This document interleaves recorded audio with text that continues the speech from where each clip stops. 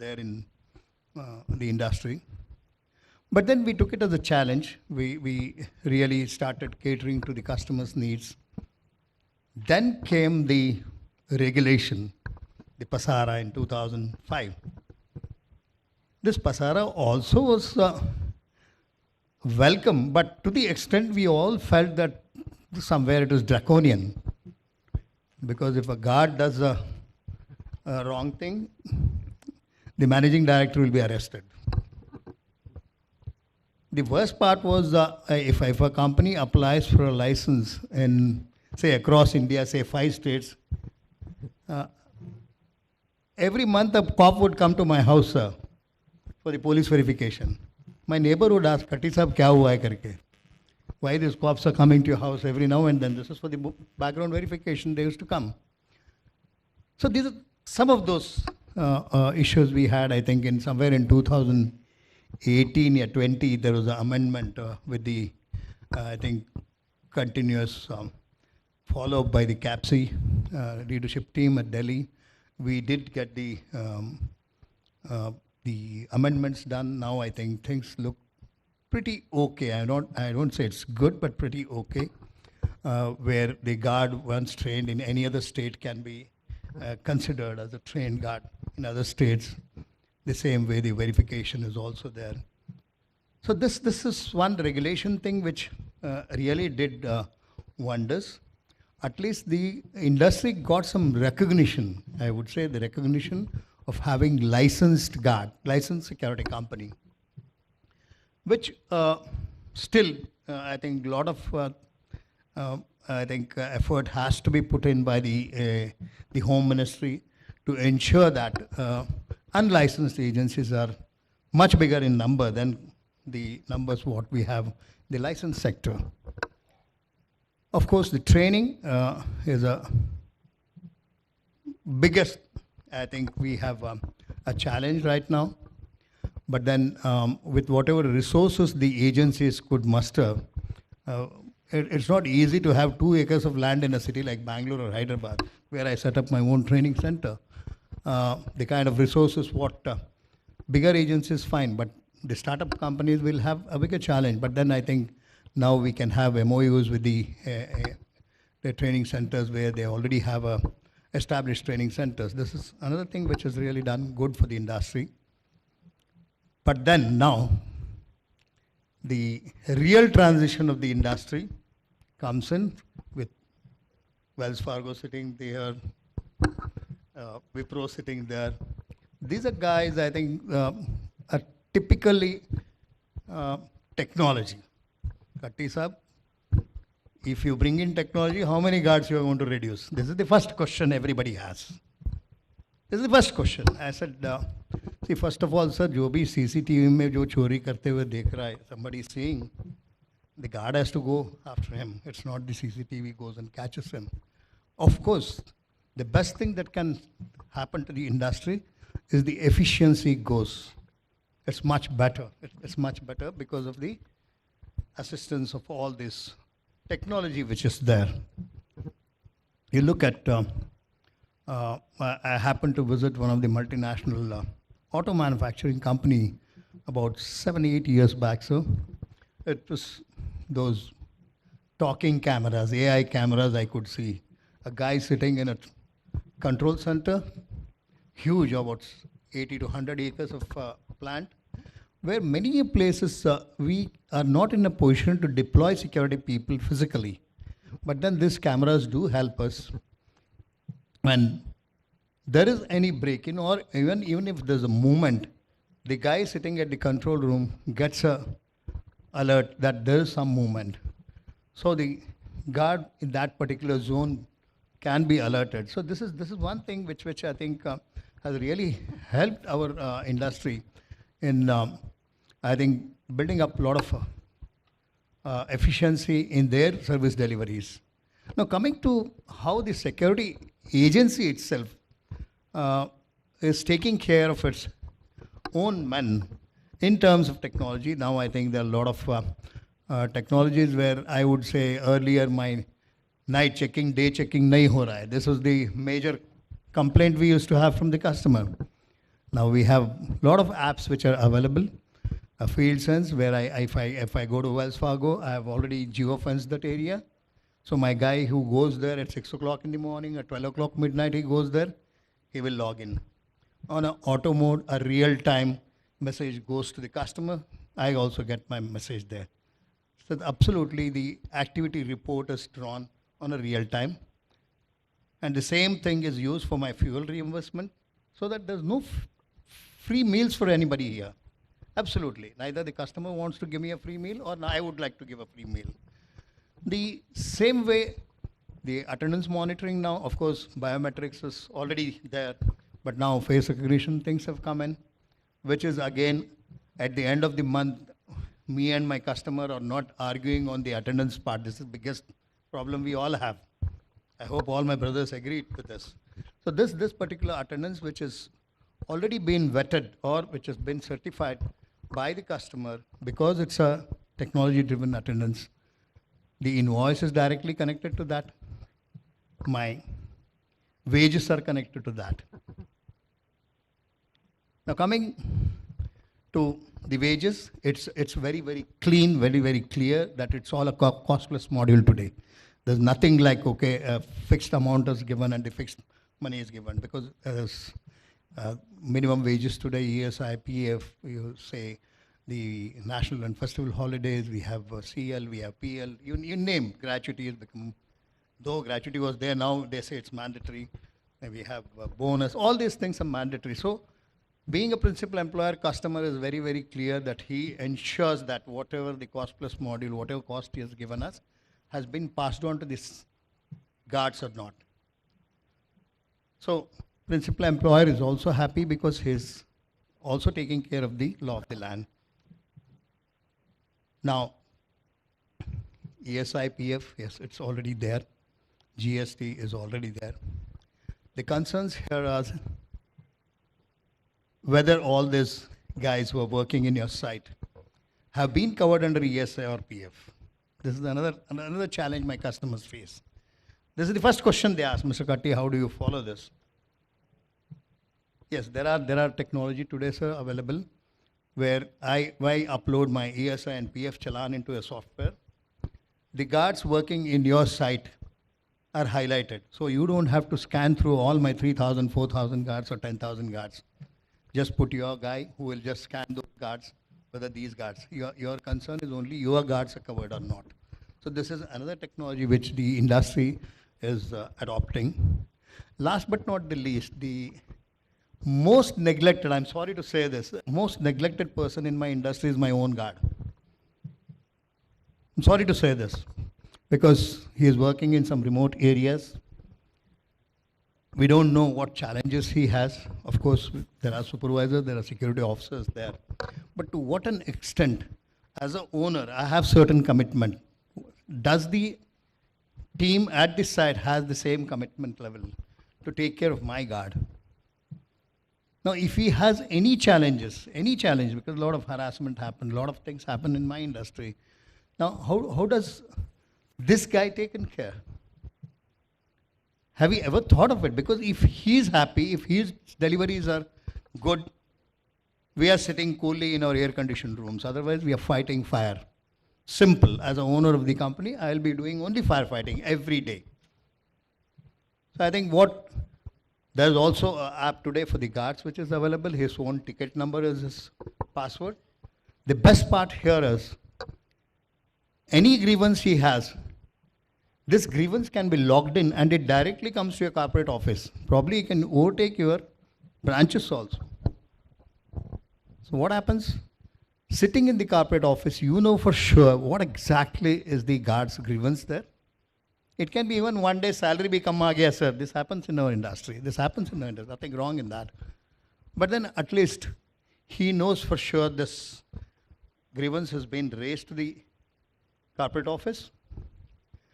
And probably the same app, he gets a salary slip a day ahead of his salary, which makes my life easier more than his life, because he's happy because he knows his wages, what he's going to get tomorrow.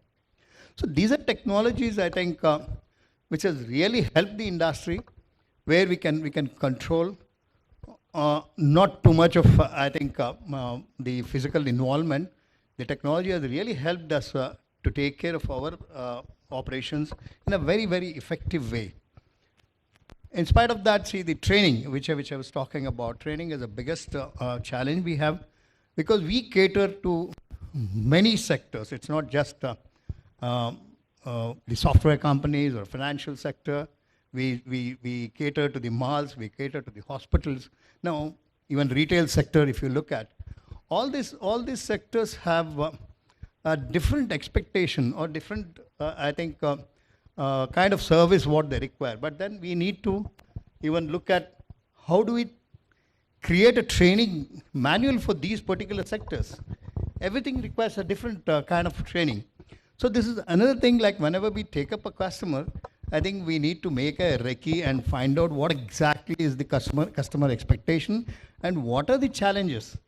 Say, for example, if we look at retail industry, in the morning we see a lot of manpower, in the night we just have skeletal manpower because night time it's closed. And whenever there's a peak hour, naturally we need to look at what exactly are the challenges and how do we control the pilferages, especially in the retail industry. So these are some of the training things which we need to, I think, look into to make it so the service delivery should be much, much better. As far as technology, deeply getting into technology, I think I have two of my co-panelists who will take care of this. Thank you so much again for having given me this opportunity to address you people. Thank you. Thank you, Katiji. You spoke about the introduction of technology into the man guarding sector and how it's delivering its benefits, whether it's the guards' communication to their head office or their zonal office or their branch office. And communications is something which is very, very important, whether it's private security or it's public security or it's corporate security or it's any other corporate function. The ability to communicate clearly in the shortest manner and being lucid about what idea you want to project, I think is common to all areas. And that's one area which is most neglected. And I think we should sensitize people on the communications aspect.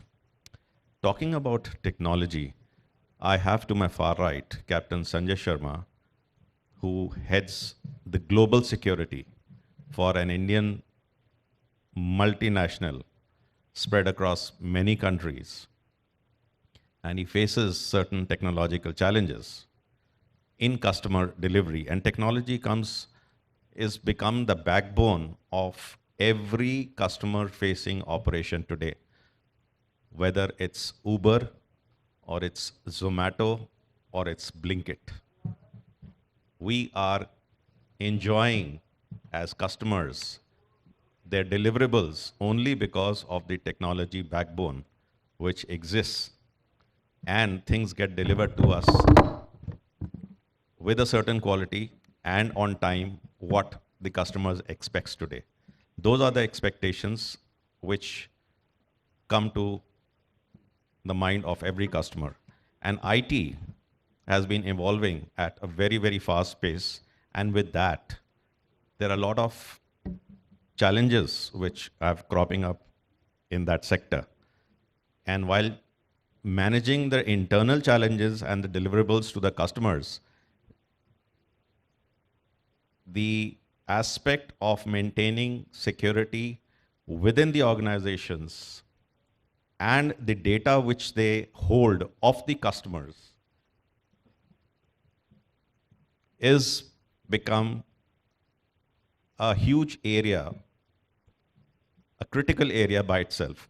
So I'll request, without wasting time, Captain Sanjay Sharma to throw some light about the evolving aspects of his side of business and how does private security industry interface with his business and what are his expectations from the private security agencies And if they are not able to deliver on their own, what he or his company is doing to actually elicit that kind of response or deliverables from their agencies.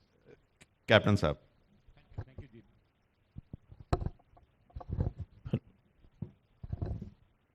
Thank you, JB, for throwing that question to me. So Stephen Covey's one of the important habits is put first things first.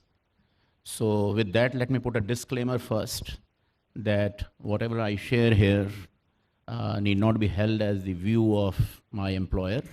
I've come here as a security professional, and the views may be more individual out of experience in the industry.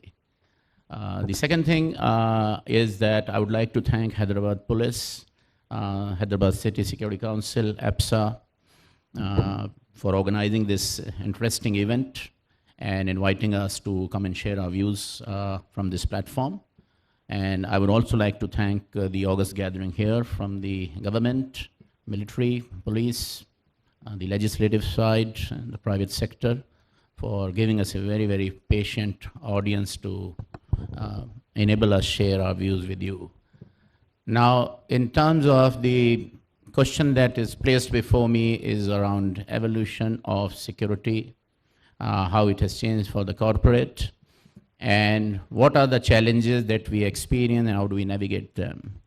So security in the corporate has transformed totally, from a erstwhile view of corporate security managers being seen as, managers of guard services.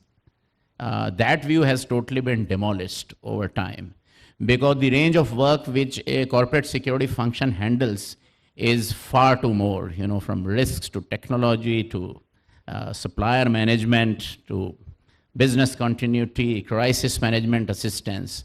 And more so important because if you are operating a global business across countries, this takes center stage furthermore. Nuances of an Indian company doing multinational operation and nuances of an American company doing business in India would be a little different. I'll purely speak from a corporate position as to what is before a corporate security team or a corporate security in charge before him. So the number one challenge faced by CSOs in today's dynamic environment is primarily on account of the traction in the geopolitical environment. So the geopolitics is changing by the day. Whatever we see across the world, in Middle East or in Europe or in South Asia now or in the Indian subcontinent, it is placing a fresh new demand on security professionals because these are big events which are business disrupting, which can impact employee travel, which can impact the way we conduct business in these geographies. And if some traveler is stuck, how do we exfiltrate that out and still advise business to navigate to success? So those are some potent challenges coming from the external environment that get placed before a CSO to advise crisis committee on what is their advice and what is the support structure operating to service this need. The second big change is around the IoT environment.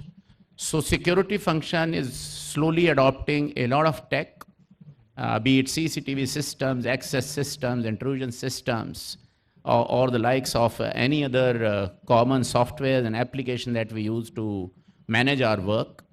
So for an organization like ours, and don't quote me for that, we are nearly 2.5 lakh employees, of which 2 lakh employees operate from India. And we have a huge demand on IoT security devices. So to give an example, we manage around 10,000 CCTV cameras in India alone. Now, when your organization is of that scale and you have to manage those many assets, and also, a corresponding access system which is capable of generating multiple alarms. So the big challenge is how do you manage your IoTs into the physical security domain? And how do you make them cyber resilient so that these IoTs are not exploited by adversary to launch a cyber attack onto the organization and security gets compromised. So truly the threat is changing That is one big change which we are experiencing in the industry over a period of time, that the threat is now sitting at the midpoint of cyber and physical divide. So the threat is actually becoming cyber physical in nature, and it's truly not a physical threat or a digital threat to deal with when it comes to corporate security units. So truly, the demand on upskilling to address this type of nuance which is taking place and advising management on handling such threats, there is a lot that needs to be done across organizations, and we're happy that we are into that journey. The third issue is, how are you structured? How are you structured for security in the organization? Typically, traditionally, in smaller organizations, one security manager, everything on his plate and end of it. With so much of change and dynamism in the environment, the security structure of a corporate security function should also evolve. For instance, I have a couple of center of excellence, one purely looking at technology, which looks at all the physical security technology, be it access system or CCTV system, intrusion system, visitor systems. And an expert coming from that background with a team of engineers manage that. So it's becoming a little technical there. The other aspect is the PII, with so much of data moving around in the ecosystem, which is coming into the plate of corporate security function through applications or manual system, mostly now through applications. How do you secure the PII? So that's another challenge, especially in Europe when GDPR came in and the type of penal provisions they have. And now India is adopting the DPDP Act and regulations are in discussion with public. So how do you really address a privacy concern of an individual and mask the data or manage that data? So that's another big challenge now because security systems have a role to play. Security departments have a role to play in terms of managing the privacy aspect. The third is the tech is changing by the day. So now we hear terms like artificial intelligence, and artificial intelligence is being imbibed by companies, including in physical security functions. We do adopt a lot of AI into the physical security function. So how do you manage use cases around implementation of AI in your domain? Some of the cameras can deploy AI, some of the other stuff can deploy AI, and still make decisions which humans make. So system integration between applications is a prerequisite to deploy AI, and there should be good system integration to deploy AI.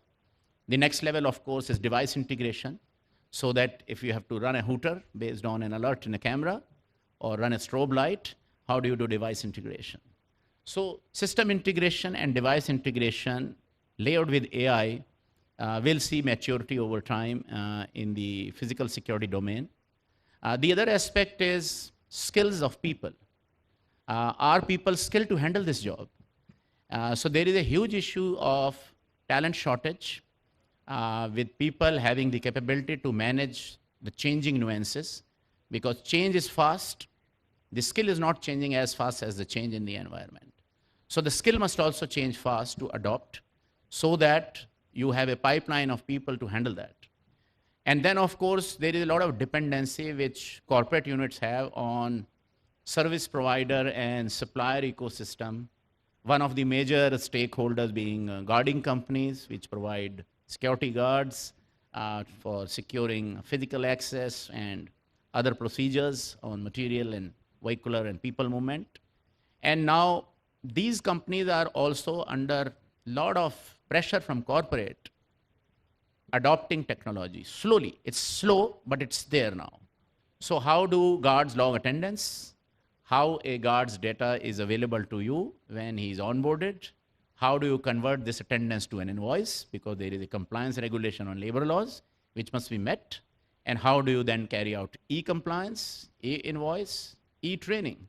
Because all of that, I think the new ecosystem is more digital, that you should be able to accomplish digital because there is integrity of data there as compared to a manual system, and it's easy to do. It generally will not fail if you run a system-generated performance report on a company rather than a manual review. So technology is changing there. the integration of technology between supplier-led technology and corporate-led technology, it's still in its very infancy. Generally, a corporate does not allow the supplier technology to be integrated into the main network. Like access systems, a company like us would prefer to buy directly from the manufacturer, from a company like Honeywell or Troicos or Lenel or Genetec or such brands, to deploy a solution which is schematic and more standard. And then comes, of course, the system architecture there in terms of how it talks to other systems. Same for CCTVs. Generally, these assets will be bought directly by the company from the manufacturer and rarely from a private security agency. Smaller companies may still buy from private security agency where they don't want to do CapEx and really want to run it as a service. That is doable there. But still, they would remain isolated from the main network of the company, and they would work as an island. Now, when we look at integration, we put system onto our network that we buy and applications, and we keep supplier technology isolated from that, purely for data security reasons, because the confidence that the security companies have to imbibe onto a corporate, whether on ISO 27001 standard on information security, their organization on cyber defense, cyber security, management of technology, that part has not grown, unfortunately. So the legal side also on the privacy concern, even that part has not matured to that limit. So there is a lot of control coming from corporate into these systems to see that the information play is managed the way the law is and managed the way the corporate standard is. The other issue that we experience is standardization. Standardized experience of an employee or of a visitor across multiple sites. And that's a huge challenge before any global organization to deliver that experience in multiple sites in India and then, relay this out into the global environment. Because of change in people, attrition rates, difference and fragmentation in regulations, there'll be a lot of nuances there in terms of how do we still deliver a standardized experience. So those are some of the changes, GB, and I'm sure Suraj would agree with some of those in terms of how the ecosystem is evolving. Guarding service management will constitute a small share of work of CSOs and not a major share of work as it used to be 15 years back. That has totally transformed. So thank you, Sanjay. I think that was very useful information that you shared, and I think the CM is likely to come in a few minutes. So I'll go over to Suraj and request him to share his thoughts with us that where he finds the private security industry interfacing with the financial services business that he manages through his various units around the country, and tell us what good things or what desirables that he still faces out of them. All right, thank you. Thank you for the question, and of course, the conversation has been really nice. There are a lot of different perspectives. Unlike all of you, maybe I am kind of the outsider, neither from the guarding agencies or nor from the law enforcement. Probably I'm the only one in the t-shirt as well. But let me give you my perspective as to where we come from. So the same disclaimers that Captain Sanjay alluded also applies to me. It's a viewpoint from a personal view. It's not a company view. But I think what we do, we don't call ourselves as security professionals, though we are security professionals. But at the top of it, we are risk managers, meaning we are managing risk for the function. And in this case, the risk is physical security. And in certain cases, it is physical as well as cyber security because of the conversions. So what we do have to clearly articulate what type of business are we running, from which industry. Industry to industry, risk will differ. The risk appetite will be different. within the same industry, there will be different risk for different units. Like for example, I talk about banks. The retail banks will have a different level of risk. The admin buildings within the banks will have a different level of risk. The data centers where we hold our data will have a different level of risk. And accordingly, cash vaults and other lockers will have a different level of risk. So what we do normally is we do a thorough risk assessment depending upon the risk appetite of the unit or the function or the industry. And with this risk assessment, we also have to understand the threat landscape, as Captain Sharma alluded. Depending upon both these factors and the risk appetite that the company has is when we start to design our physical security setup or arrangement or structure. Now let's go back to the basic. It is easy to say that put guards everywhere or put CCTV cameras everywhere or put access control everywhere. It doesn't work that way. It's not viable to have such heavy physical security for no rhyme or reason. So once a risk assessment is done based on the threat landscape and the risk appetite of the company, we create a design of what is the layer of security that we require for that specific industry, and within that specific industry, that unit or that office or that building. Now, what we would do normally is harden the perimeter, and that's where the guarding agencies come in as our first line of defense. Because even if you harden the perimeter, unlike what we would do in the army or the police forces, we would not allow anyone to come in. It's only the forces who are within the perimeter itself. But here it's different. We need to allow our employees to come, and the employees come in various different forms and shape. Some are full-time employees, some are full-time corporate contractors, some are vendors, some are cafeteria vendors, transport vendors. So we got to allow them in. Along with them, we also have to allow their cars, their bikes, their visitors. So the first layer of security from my standpoint is the perimeter. That's where the security guard comes in. Now, we can't have one type of guard managing all the layers of security. So the first layer, perimeter security, is where we'll have the best guard force. And to Sir's point, sir, we will have a competency matrix for each and every layer of security guard deployment within the building. Now, within the perimeter itself, the guard cannot be the single point of failure.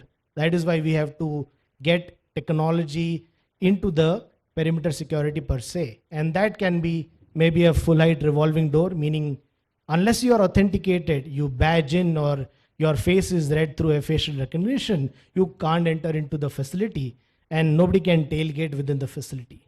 Similarly, full height turnstiles or flap barriers or access control doors, again, depending upon the risk appetite of the company. Now, these two are the main front layers, and that is where we want to stop all the gray elements who we don't want them to enter into our facility, try and steal the data or harm our people. Now, that's where the things becomes a little tricky. Now, we have multiple other functions. Now, once you enter the perimeter, there will be a soft skill function, maybe giving you the badges, or there is a soft skill where you are registering the visitor, or there is a soft skill function that requires you to get your background verification done. Now, that is also done by the physical security teams, but that level of guarding is different. They need to have a technology bend of mind. They need to be trained to use these systems. And more importantly, they have to have the soft skills. They cannot be, they cannot use the normal language that we would use or the guards would use to our visitors or to our clients or to our guests who come into our facility. So that competency level is different. And for them, obviously, we are ready to pay more. Now, then the third level is obviously when you have the entire building security, you have the command centers where you have access as well as CCTV cameras monitored live. And again, these are the system officers who are again part of the security team. Different competency, different expectations, different requirements, and of course, the salary is also different. Once that is deployed, then we have the patrollers who go for emergency responses, medical, fire, water leakages. Again, a different set of guards who requires different training, who needs to have different capabilities. And again, we are ready to pay them different salaries. Now, this is the building security part of it. Now, let's look at our transportation security. So we are a company which we have 52,000 employees and more than 1,500 security guards. The 50% of the 1,500 security guards are our transportation security teams. They accompany our female employees if they are first pickup and last drop. Now, these guards again needs to have specialized skills because they are not operating in the control environment of my hardened perimeter. They're actually going out into the environment along with one female employee and a driver into remote places where my employees come from. And that is why, sir, back to your point, these guards mandatorily have to be locals. If we are not able to get the 600 people via the local community, at least they would have spent 5 to 10 years in the local geography, meaning they should know obviously the local language, and it helps. And thankful to sir to bring it out. Secondly, they know the roads, they know the structure, they know where the utilities are, the hospitals and the police stations, and then they can respond if there is an emergency. Now that is a completely different competency, and we will hire them separately, we will pay them separately. They obviously only come during the night shifts. Now this is where there is a disconnect between a corporate as well as a guarding agency. Guarding agency will think that one guard can do all this job. Why do you need so many different competencies and different skill sets and different salaries? No, there is a requirement. And I think that's where there is a disconnect between the client's expectation versus what is brought to us. And I'm very happy to say that we do not consider our private security vendors as vendors, but as partners. I'm more than happy to say we do not actually consider the law enforcement agencies as regulators or someone we have to stay away from. We also consider them as partners and engage with them very proactively. I'm very happy that my teams interact with the local police stations. Our SHOs are very they are our well-wishers. They keep telling us what needs to be done. We use and leverage their expertise, experience. And in addition to that, we also have a small team which we call the Law Enforcement Coordination Team, which is actually manned by ex-police officers who gives us the viewpoints. They are consulting us on things because the workplace violence environment, especially after COVID, has changed. Every day there are, thank you very much.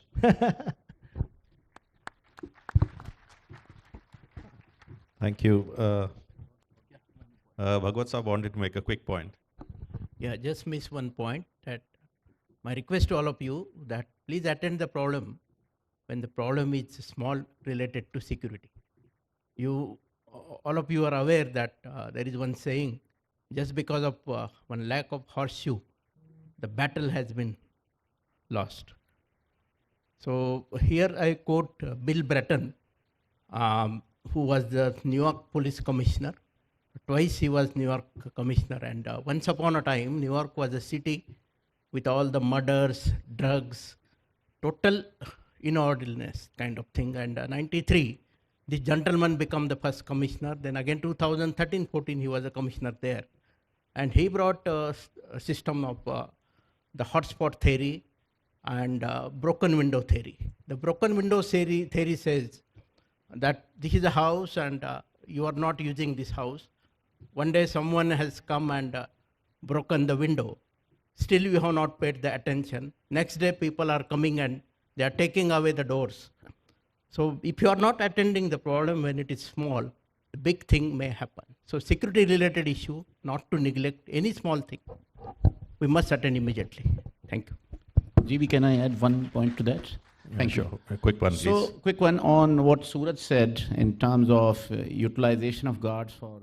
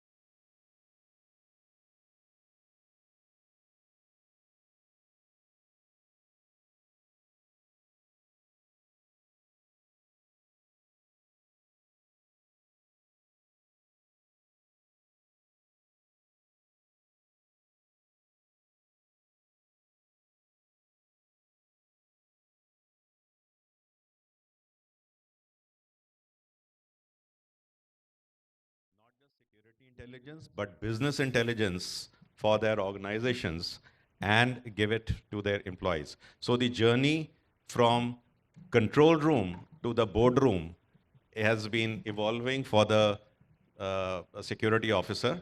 And with that, with the Honorable CM having arrived, I'd like to, the Deputy CM having arrived, I would like to thank my panelists today for a wonderful interaction amongst themselves. And I also learnt, you always learn from hearing somebody's talk, a great deal of things about how our industry has evolved. So thank you very much, and Jai Hind.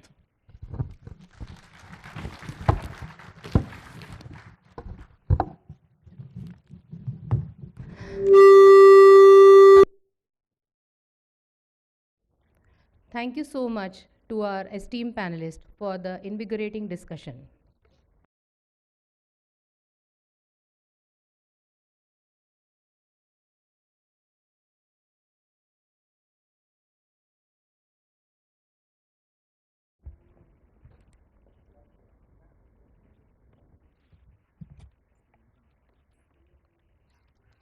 Ladies and gentlemen, we have great honor and pride in welcoming our chief guest, Deputy Chief Minister, Honorable Deputy Chief Minister, Shri Mallu Batti Vikramarka Garu, who is also our Finance and Planning Minister and Energy Minister. Welcome, sir.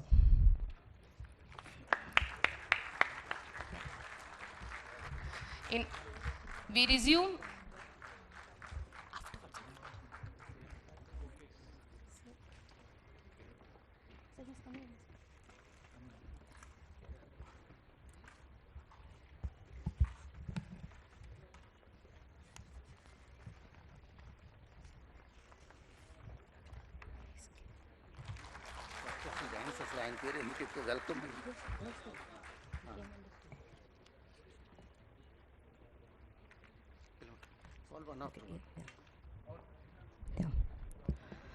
Ladies and gentlemen, let us welcome the chief guest.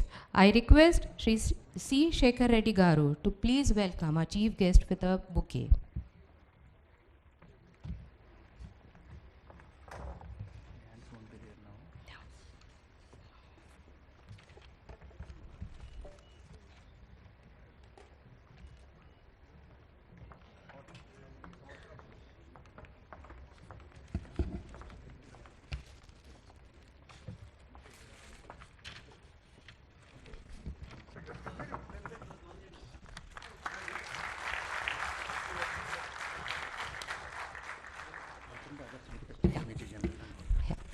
Ladies and gentlemen, it is my proud privilege.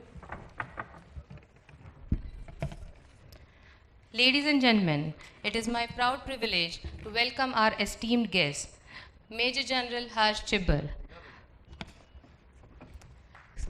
I beg your pardon, please.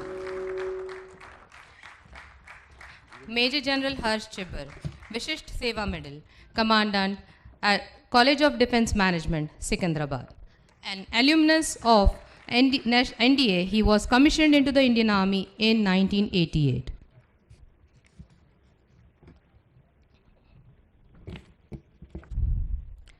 Ladies and gentlemen, may I take the privilege to welcome our chief guest of honor, Shri Kunwar Vikram Singh Ji.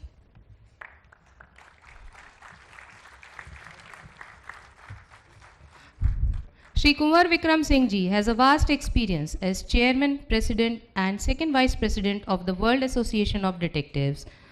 He has been a legendary personality in the private security industry and was instrumental towards creating Private Security Agency Regulation Act, which was passed by the Parliament in the year 2005.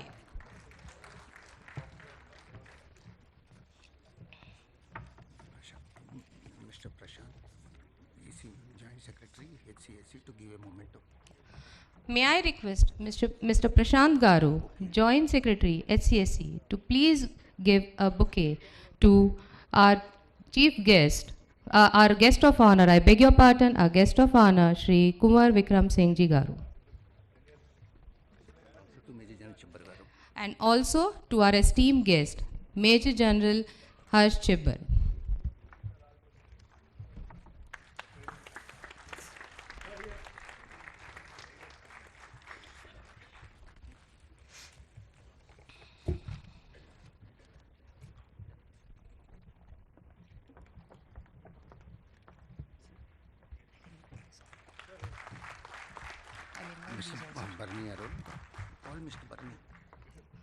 I also invite on stage Shri Bharani Arol Garu, Advisor, Hyderabad City Security Council, to please join us on stage. He is the Founder Secretary General and Advisor of HCSC.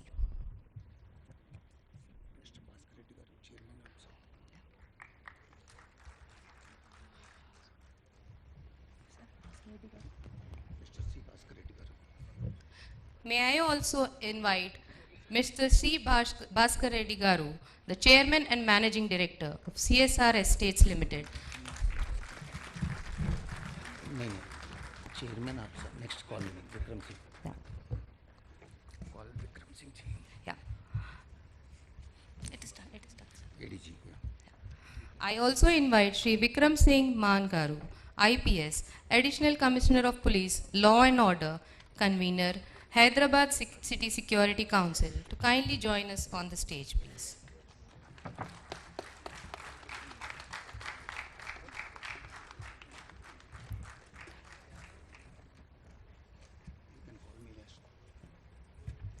I now invite Lieutenant Colonel K.S. Rao, who is the Joint Secretary of HCSC.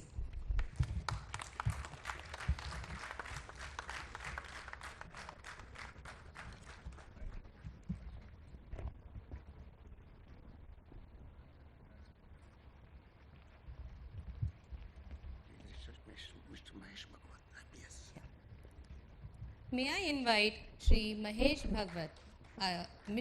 Bhagwat Garu to please join us on the stage, please. Shekhar Reddy lighting of the lamp call to move for lighting of the lamp request all the guests.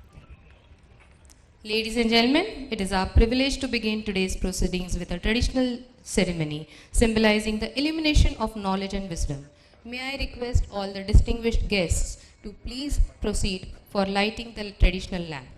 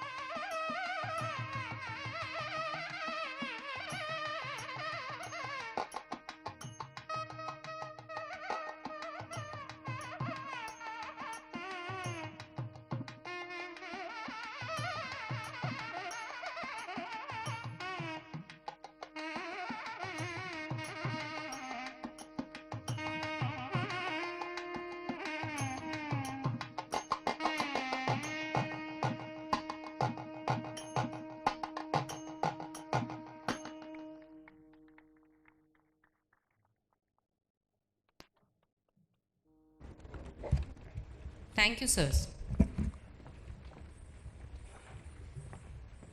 Please call upon Shekhar Reddy for opening address. May I now call upon Shri Shekhar Reddy Garu for the welcome address.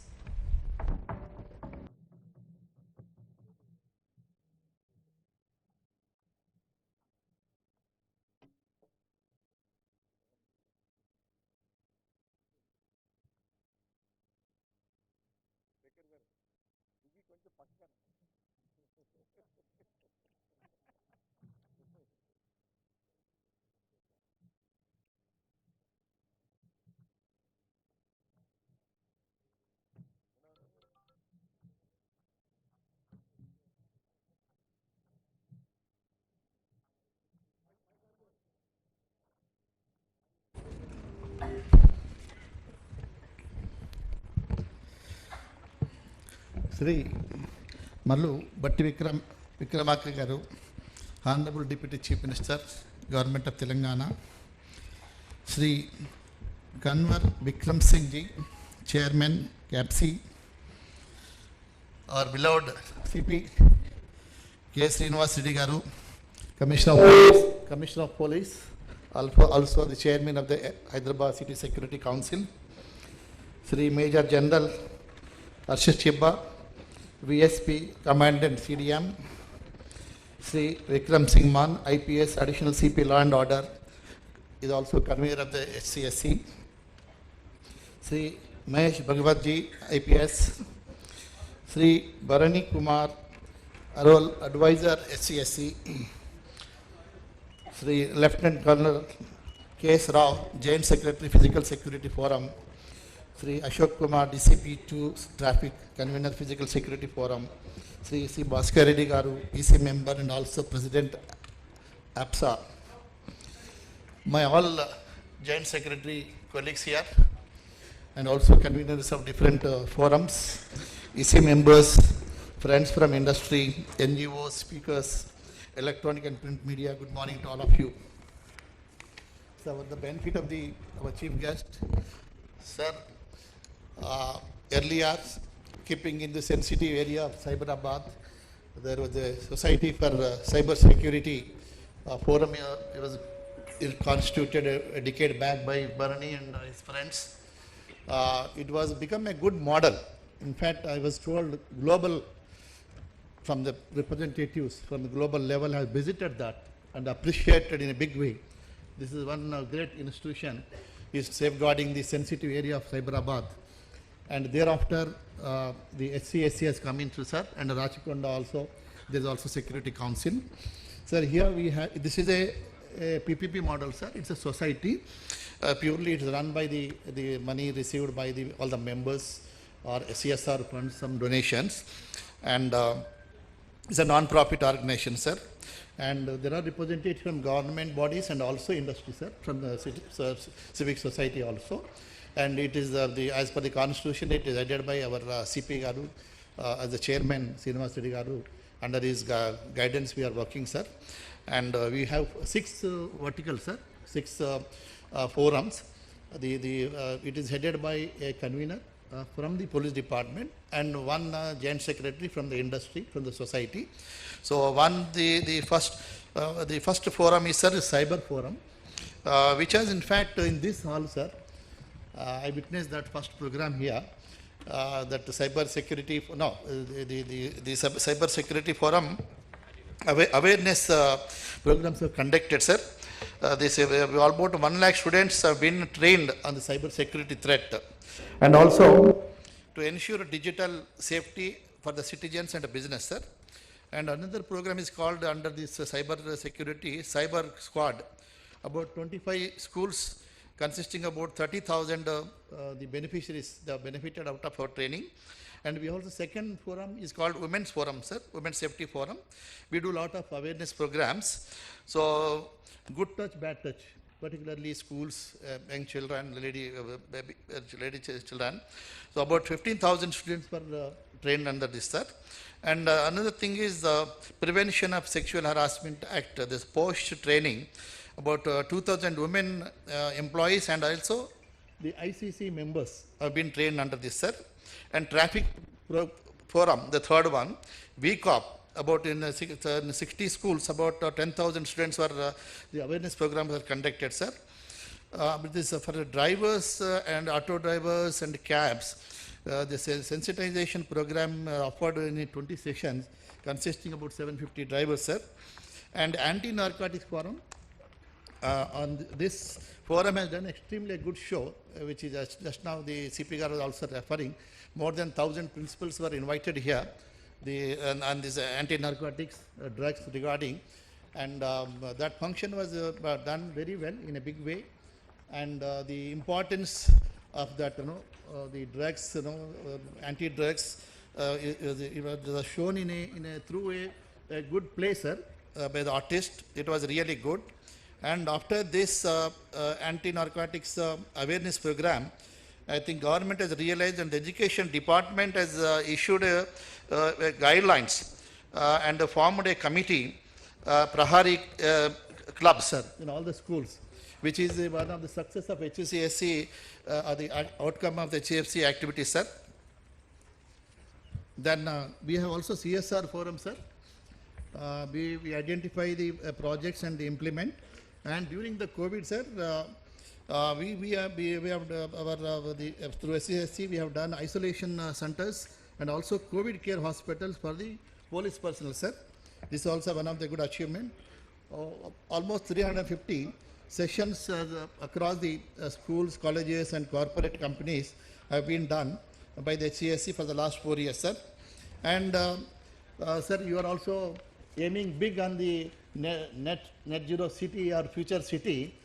You need also, depending on this very important AI, artificial intelligence, or data centers, or life sciences. So many sophisticated companies are going to come. And I'm fortunate, and we are grateful to you, sir, because of your efforts. Yesterday, I have seen the paper that NIMS at Jairabad is also sanctioned by Government of India. There also big investments are going to come. So definitely we need to look at the private security. Sir, after defense and police, these are the people, the private security, 24/7 into 365 days. They are safeguarding all the sensitive areas of the government establishment and R&D and data centers and IT companies. So they are playing a very important role. And if you need, if you are looking for the future investment in sensitive areas and your future city also, definitely we have to upgrade ourselves for today's security. That is the reason. And we have called, we are conducting this, organizing this National Physical Security Summit 2024, and the theme is evolutionary aspects of physical security in digital area. So we have our CP Garu has identified this is important thing, and our Joint Secretary Colonel also worked hard along with our Bhaskar Reddy Garu. He is the president of the APSA. So he has taken a lot of pain.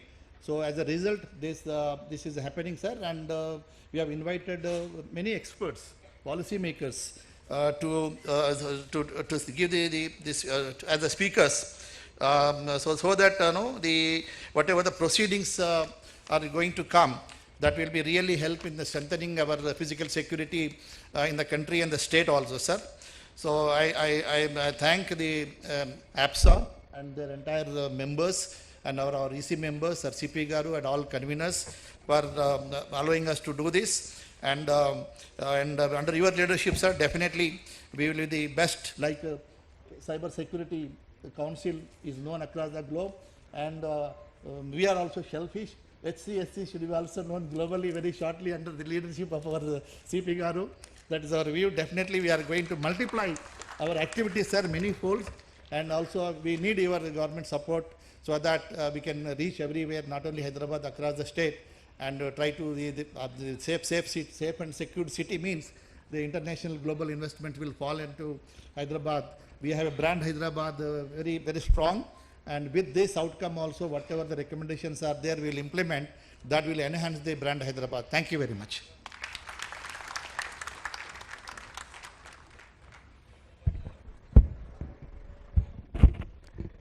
Thank you, Shri Shekhar Reddy Garu, for your welcome address. Ladies and gentlemen, I now take the privilege to invite Major General and Dr. Harsh Chibber, Vishisht Seva Medal, to present the keynote address.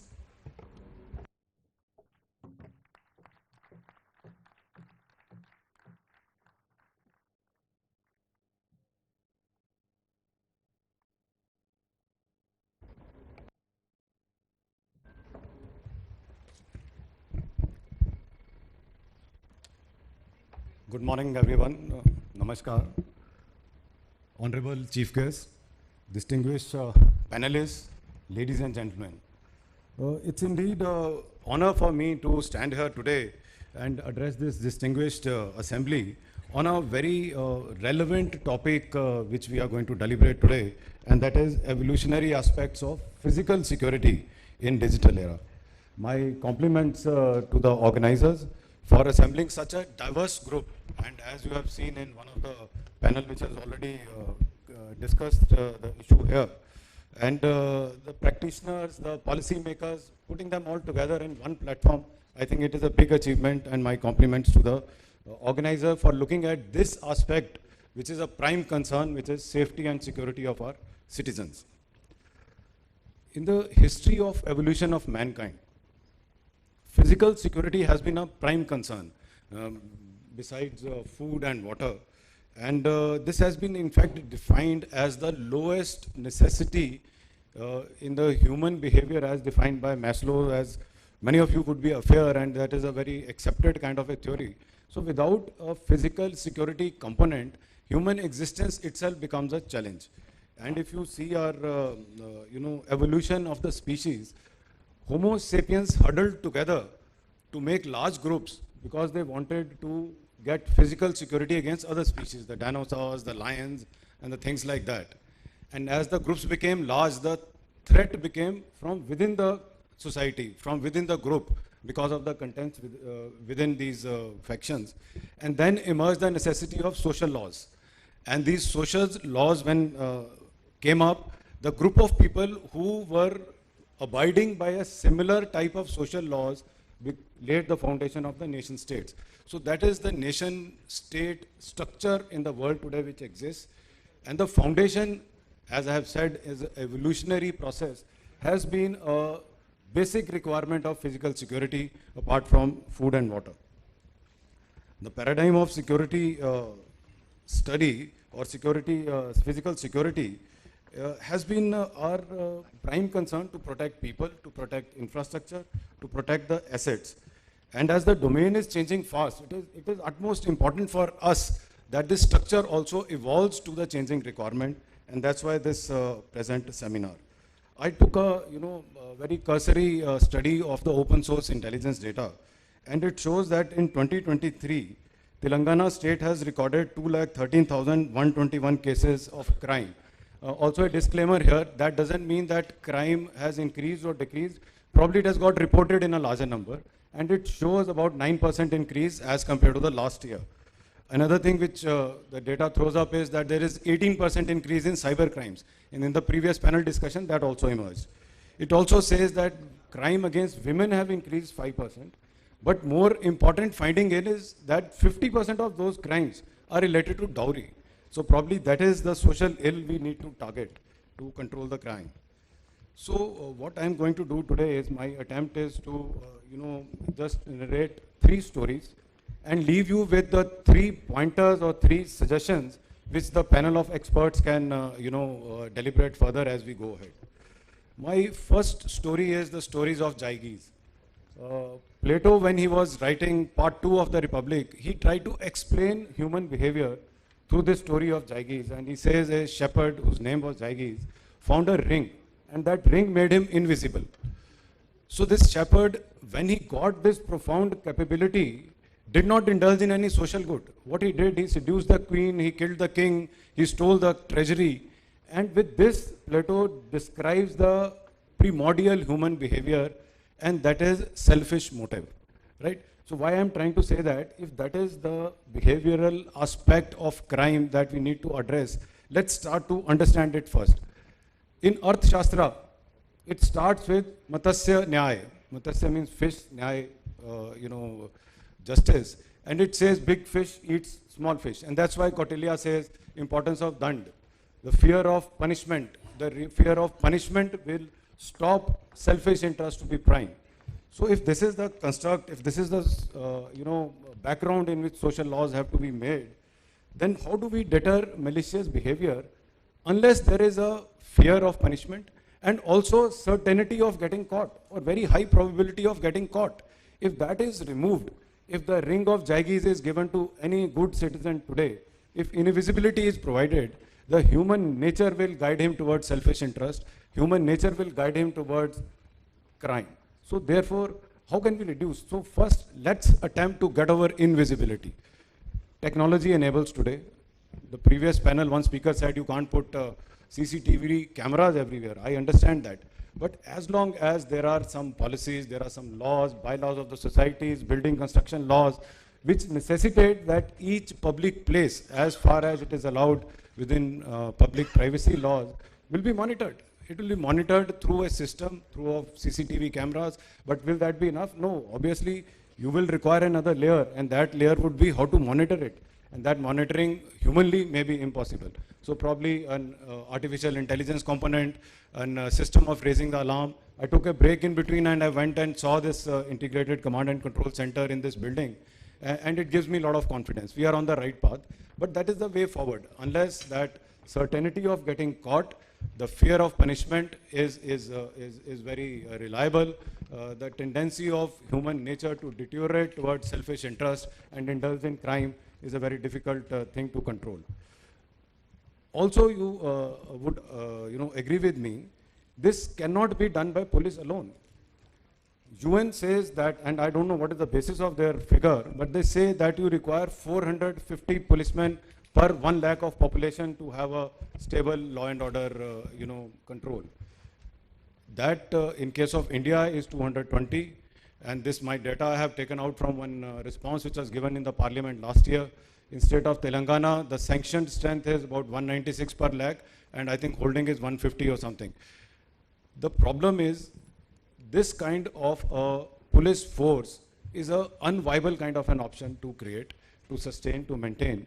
So how do you address this? How do you address this concern of creating such a large body? And for this, I quote the second story, and it is actually not a story, it is my experience. In 2018, I went to Israel, to Tel Aviv as part of a government delegation, and the mayor was explaining to us what are the challenges of security which they face. And he challenged us. He said, you keep any article unattended anywhere in Tel Aviv. If it does not get reported within 10 minutes, I will give away my position. So that is the kind of public awareness they have built in that society. Is there a requirement for us to do so? Definitely. The additional commissioner of police pointed to that public participation, mass participation is a must, and we should look towards that. We should look towards not only the participation, also enablement. So he should be aware. He should also have a process in which this can be followed, or one another indicator I can give you, again my experience of Israel. They have one organization known as Megan David Adam. This is an organization of about 10,000 volunteers. These volunteers are mapped, they are networked, and their responsibilities of being first responder. So the moment they get any incident report, the nearest volunteer is informed, he reaches the spot, and then he takes on a decision because he is trained to do so, whether ambulance is required, or blood is to be called for, or police force is required, and then that is how they monitor a system. So they have got public participation at a very large scale. So my second suggestion is we need to do this important factor in our structural, addressing the crime or social stability. How can we do so? One suggestion I can throw up is we have one organization known as National Cadet Corps. This came up in 1948 through an act of a parliament. And all of us, you must have come across this in your schools and colleges. And this organization can actually lead, or can be a pathfinder, integrate them in public education, integrate them in being first responder. And even if those children or youth who are not part of this organization, give them some incentive, give a process of giving a badge of being volunteer for, participating in reporting of crime, or being a volunteer to be a first responder. In our education system, give some credit for being volunteer here, so that he has an incentive, and probably when he goes for higher education, some kind of a additional advantage of having done such kind of social service. So public participation is my next point. Also, apart from public participation, and this also it was played up in the last session, we need to involve private security in a very, very large manner.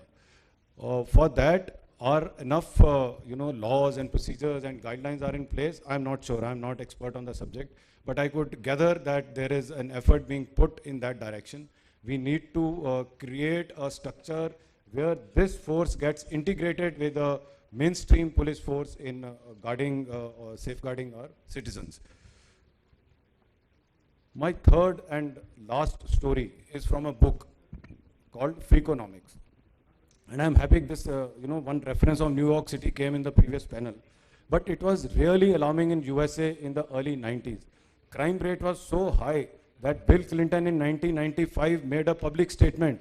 He said, I am worried that the future presidents will not be finding any time to look at growth and prosperity. Their entire energies will get absorbed in keeping body and soul together in the citizen. It was that alarming a rate. But in 1996, the crime rate started falling. Some indicator was given by ADCP, probably some good policing practices, but there is no logical reasoning of why the crime rate started falling. And there was no substantial increase in the police force, there was no substantial increase in the conviction rate, but the 1996 onwards, the crime rate fell to the extent in New York City in 1995, there were 2,000 murder cases. By 2005, they reduced to only 500. So Stephen Levitt, the author of this book, Freakonomics, very interesting book, he attributes to this, to something which happened 20 years earlier in 1973, a Supreme Court judgment in Roe and Jade case. Roe was a 21-year-old young girl. She was alcoholic, drug addict, destitute, and she wanted to get abortion done, which was illegal that time. And she already had 2 children which she had put for adoption, and this was the 3rd pregnancy. But this was not permitted, and Jade was the state attorney. Finally, in 1973, Supreme Court gave the judgment and legalized abortion. The problem with making anything illegal is that the moment you make it illegal, it becomes expensive. It doesn't mean that the public behavior changes. It is only the rich will still afford. That common example is wherever the dry states are there in our country. It is not that people have stopped drinking. It is available at a higher cost. So it only affects the poor. And similarly, abortion being illegal was directly hitting the poor strata of the society. And because of this, these unwanted children who were seeing violence, who were seeing survival from a very young age, were becoming a pool of criminals when they were getting older. So 1973 judgment reduced in 1995 and thereafter that pool of potential criminals who would have no other option but to do illegal activities just for their survival. So my third and final suggestion is we need to look at the breeding grounds. I was having a look at National Crime Bureau data. I think that data is not very granular. We need to see what is the area of concern. Our mind straight away goes to the solution. But let's understand the problem first. Who is the maximum proportion of this? What is the demographic composition of the criminals? And let's see if we can address that. And that is a social change. So it will be very gradual. There is no immediate solution. That gradual change in terms of schooling, in terms of moral education, improving standard of government schools, women empowerment, NGOs promotion where they can go and take care of this economically marginalized society will give you dividend in the long term, but then you are addressing probably the genesis of the problem where it is erupting from. In the end, I am again thankful to Colonel Rao and all the organizers for organizing this very relevant and very current subject seminar on this very relevant subject. This physical security challenges are being faced by our society. I have no doubt that by such initiatives and strong political will, Hyderabad can present actually a physical security role model. Hyderabad did this same role in 90s to lead the IT revolution. I think Hyderabad can do it again now to lead the physical security revolution in the digital era. And I am certain with such public participation, soon Hyderabad model will start getting quoted as London's Ring of Steel or Lower Manhattan Security Initiative, LMSI, and it will set a global standard for others to follow.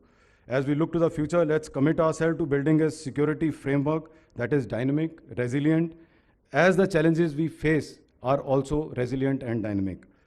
At the College of Defense Management, which I represent, we specialize in management studies.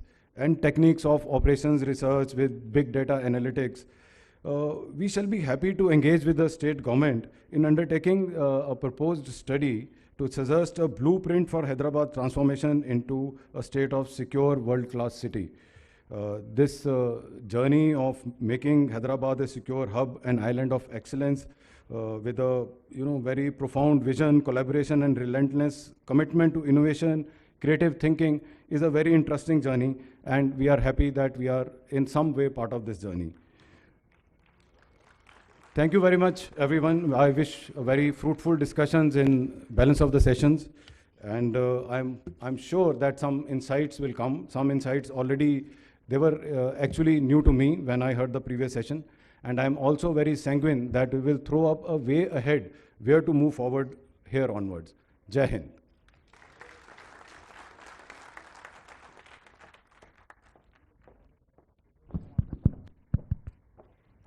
Thank you, General Chibber, for your valuable insights. I now invite our guest of honor, Shri Kunwar Vikram Singh Ji, to kindly address the National Summit.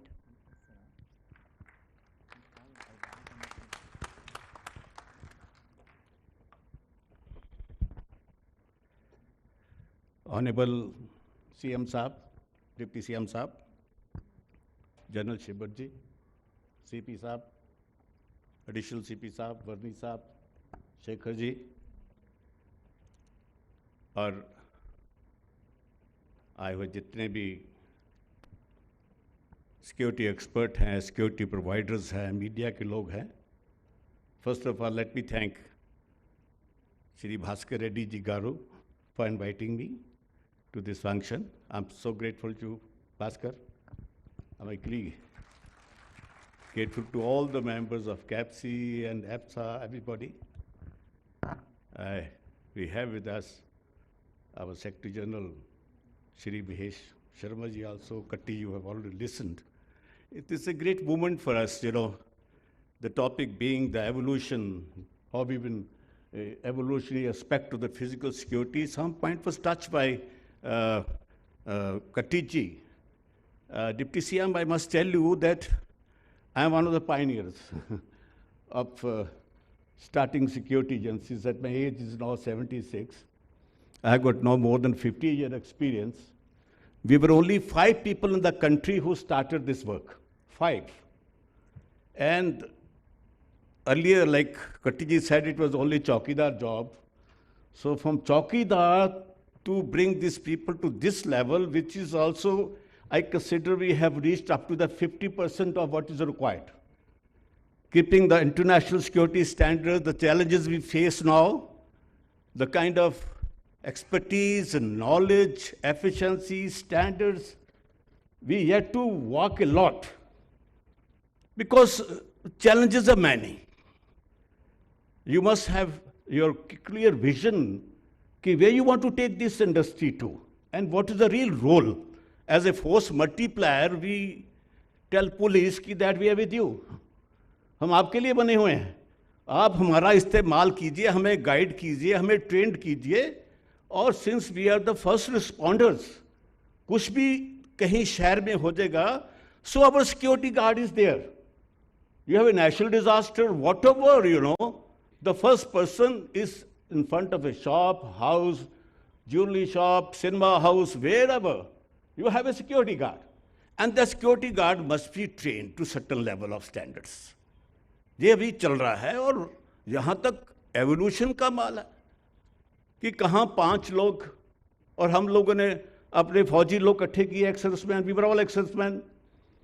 वो फौजियों को इकट्ठा करके, क्योंकि बाकी फौजी को नौकरी मिलती नहीं थी, तो हमने अपने सिक्योरिटी का काम शुरू कर लिया. आज डिप्टी सीएम साहब, I am proud to say that we have now 1 crore people. 1 crore security guards. We are the largest security force in the world.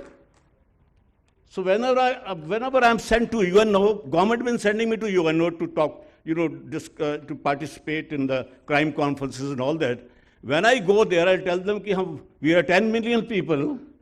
Lunch time में, tea time में, काफी ministers और उनके ambassadors, they come up to me to shake hand with me.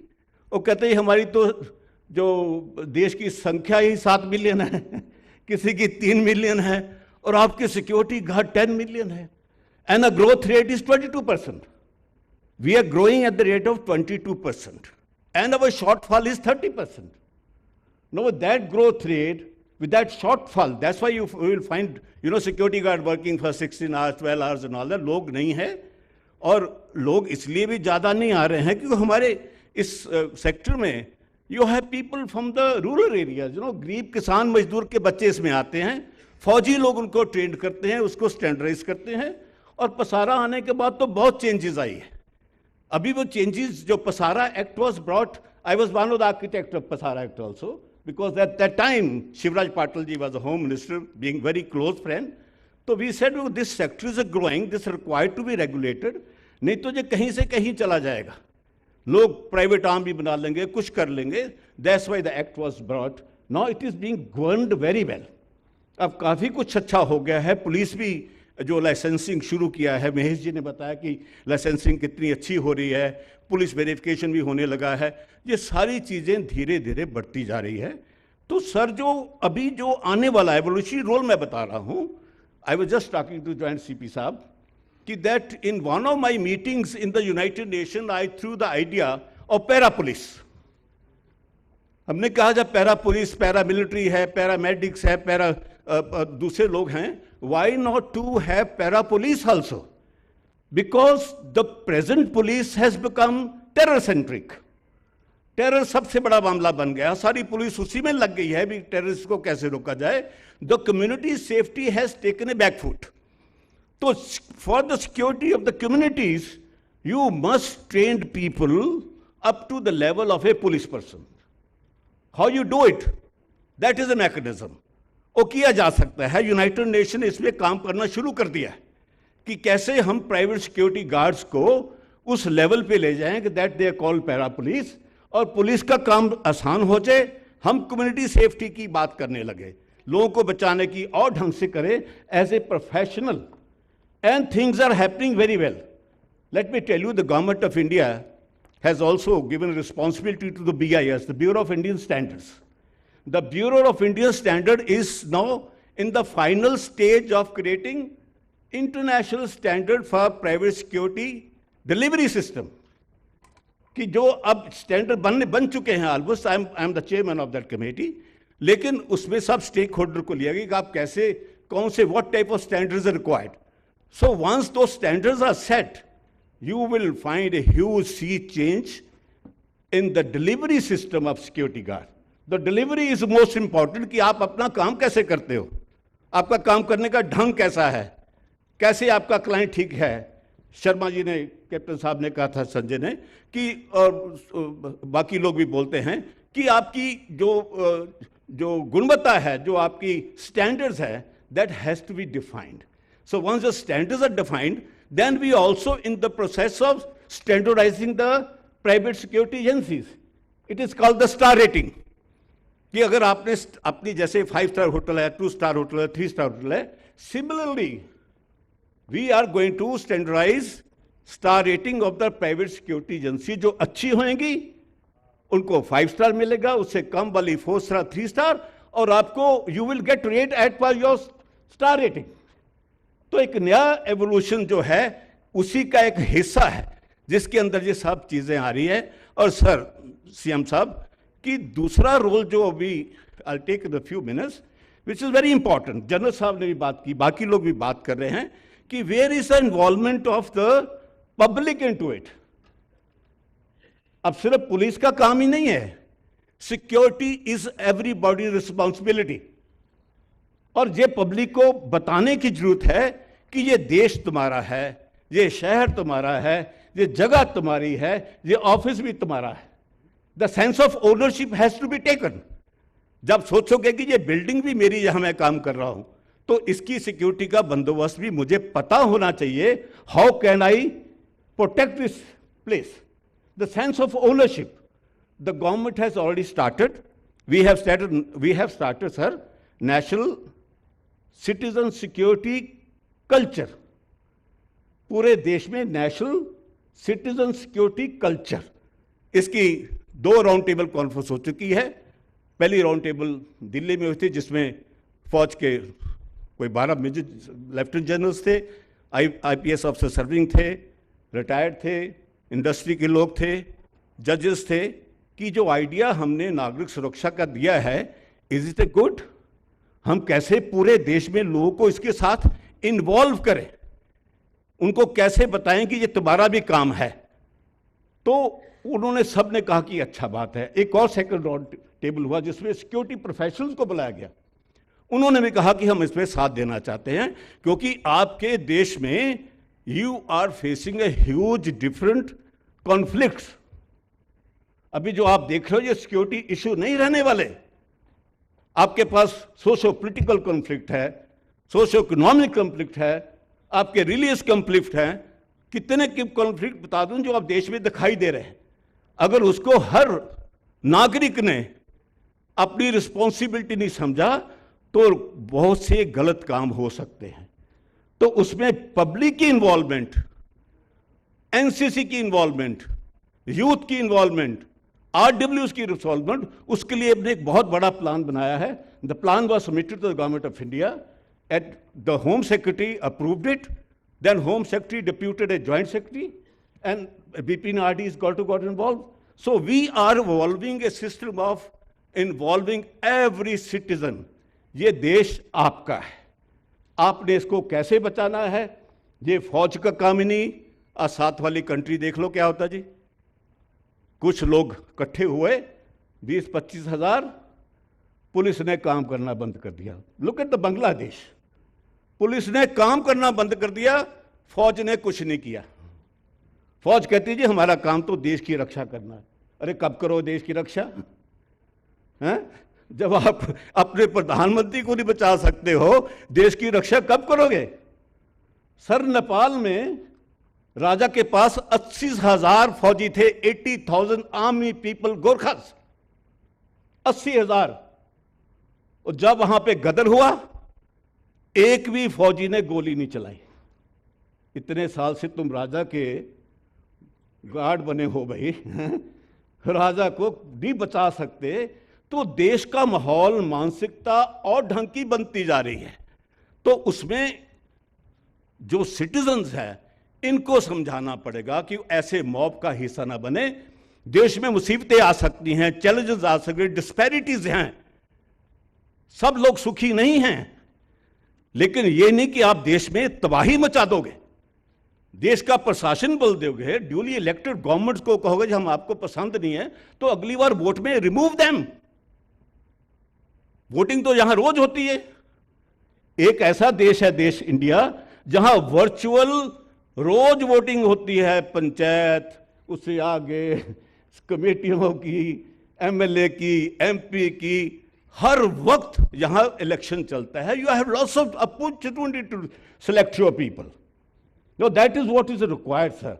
No this movement जो हमने शुरू किया है, ये इसमें देश में एक नई सुरक्षा व्यवस्था, एक सुरक्षा जो कल्चर जिसको बोलते हैं, संस्कृति, तो उसमें मैं चाहूंगा कि आपकी जो तेलंगाना की सरकार है, तेलंगाना की रक्षा के लिए, तेलंगाना के लोगों को रक्षा करने के लिए हम आपके साथ मिलकर, बाकी स्टेट मान गई हैं।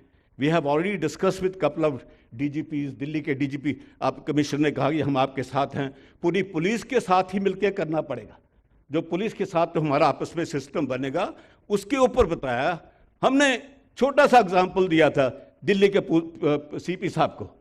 मैंने कहा जी जो हमारे सिक्योरिटी गार्ड हैं, दिल्ली में 70,000 सिक्योरिटी गार्ड हैं और 70,000 तो पुलिस वाले हैं और 5 लाख प्राइवेट सिक्योरिटी गार्ड। ऐसे इनको इन्वॉल्व करो। अब बता कैसे करोगे जी? मैं क्या आपको एक सिंपल एग्जांपल देता कि जब security guard travel in buses, जो बस में चढ़ता है ड्यूटी जाने के लिए, वो जब बस में चढ़ेगा और जोर से आवाज देगा कि मेरा नाम सिक्योरिटी गार्ड विक्रम सिंह है, मैं इसमें ट्रेवल कर रहा हूं, अगर किसी को प्रॉब्लम पड़ती है तो मैं जहां पे हूं आपकी रक्षा के लिए। इतना कहने से मंत्री जी लोगों में गए हुए कोई आदमी हमें देख रहा है, कोई छेड़ेगा नहीं, कोई जेब नहीं काटेगा। ये सारी चीजें एक माहौल पैदा करने के लिए you create, there are many ways to do it. So that kind of thing is required. और वो हमने कर दिखाया है। For your information sir, during the COVID time, जब कोविड हुआ था तो बुरा हाल हो गया था, आपको पता। जो पहली लिस्ट निकाली गई थी एसेंशियल सर्विसेज की, उसमें प्राइवेट सिक्योरिटी का नाम नहीं था। Immediately in the evening, Kishan Reddy ji was the MO's home, he is a great good friend of mine also. उनको मिला, होम सेक्रेटरी को मिले रातों रात। नेक्स्ट डे मैंने उनको कहा कि अगर ये प्राइवेट सिक्योरिटी गार्ड भी एसेंशियल सर्विस में नहीं आए तो सब एजेंसियां बंद हो जाएगी, गार्ड करोगे भाग जाएंगे, तो आपके बाकी जितने भी प्राइवेट सिक्योरिटी ऑर्गेनाइजेशंस हैं, हॉस्पिटल हैं, फैक्ट्रियां हैं, स्टैंड अलोन फैक्ट्रीज हैं, इनकी रक्षा कौन करेगा? पुलिस तो उसको लॉकडाउन को इंपोज करने की लगी हुई थी। He agreed and next day the private security agency was declared as essential service. उससे ये हो गया कि पूरे देश में हमारे लोगों ने काम किया। And as per the statement of the prime minister and home minister, उन्होंने कहा कि प्राइवेट सिक्योरिटी गार्ड ने इतना अच्छा काम किया है कि एक इंसिडेंट भी चोरी का नहीं हुआ, एक इंसिडेंट भी। तो वी वर देयर। उनको खाना पचाना, SOP हमने 5 दिन में बना ली थी, हाउ टू हैंडल कोविड। तो ये सारी चीज़ें करने की हमारी क्षमता है। हमारे पास लोग बड़े बड़े अच्छे हैं। अब तो इतने लोग जो कॉर्पोरेट सिक्योरिटी में भी, हम तो पहले कॉर्पोरेट सिक्योरिटी में हम ही लोग चला रहे थे, लेकिन now we have so many ex army officer who is working as a chief security officers और risk management officers. We have thousands of them. तो इन सब को इकट्ठा करके एक नए समाज की करें, जो सुरक्षित समाज हो, जो सुरक्षित भारत की एक हमारी सोच है। That is what is required and we are ready to cooperate with the state government, state authority, police and public also. We can launch this thing along with the security council जो बनी है, इन्होंने बताया मुझे। तो ये हम सब करने को तैयार हैं। मैं इतना ही कहूँगा। बहुत बहुत धन्यवाद, और फिर सबका धन्यवाद जिन्होंने मुझे बुलाया। जहाँ thank you very much.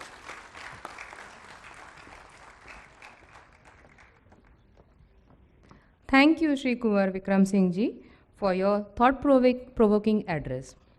We now have the chairman's address by our Commissioner of Police, Hyderabad City, Shri K. Srinivasa Reddy Garu, IPS.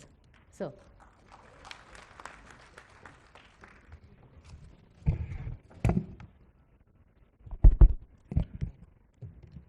Honorable Deputy CM, Telangana State, Shri Mallu Batti Vikramarka Garu, who is also Honorable Minister for Finance and Energy, who is the chief guest of today's function. Sir, most welcome to our function, and thank you very much for gracing this occasion, sir. My dear colleague, the representative of the DGP office, chief office we call it as, and additional DG Law and Order Telangana State, Mahesh Bhagavat Garu, who was also a panelist for the discussion in the first topic which you heard. My Secretary of Hyderabad City Security Council, Sri C. Shekhar Reddy Garu, Joint Secretaries, Sri Rajshekhar Reddy Garu, Bhaskar Reddy Garu, Colonel K.S. Rao Garu. Most importantly, the keynote address guest, Sri Major General Harsh Chibbar Garu, who is the head of the CMD Secunderabad, College of College of Defense Management, the president of the, it's called as CAPSI, right? CAPSI, who just spoke before me, president of the All India, I think, Security Agencies Association. It's called as CAPSI. I don't know its full form. We'll think about it later. Sri Kunwar Vikram Singh Garu, who is the founder chairman of this CAPSI. My dear colleague and the additional Commissioner of Police, Law and Order, Hyderabad, Sri Vikram Singh Man Garu. The founder, Secretary of HCSC and present advisor HCSC, Sri Bharani Kumar Arul Garu.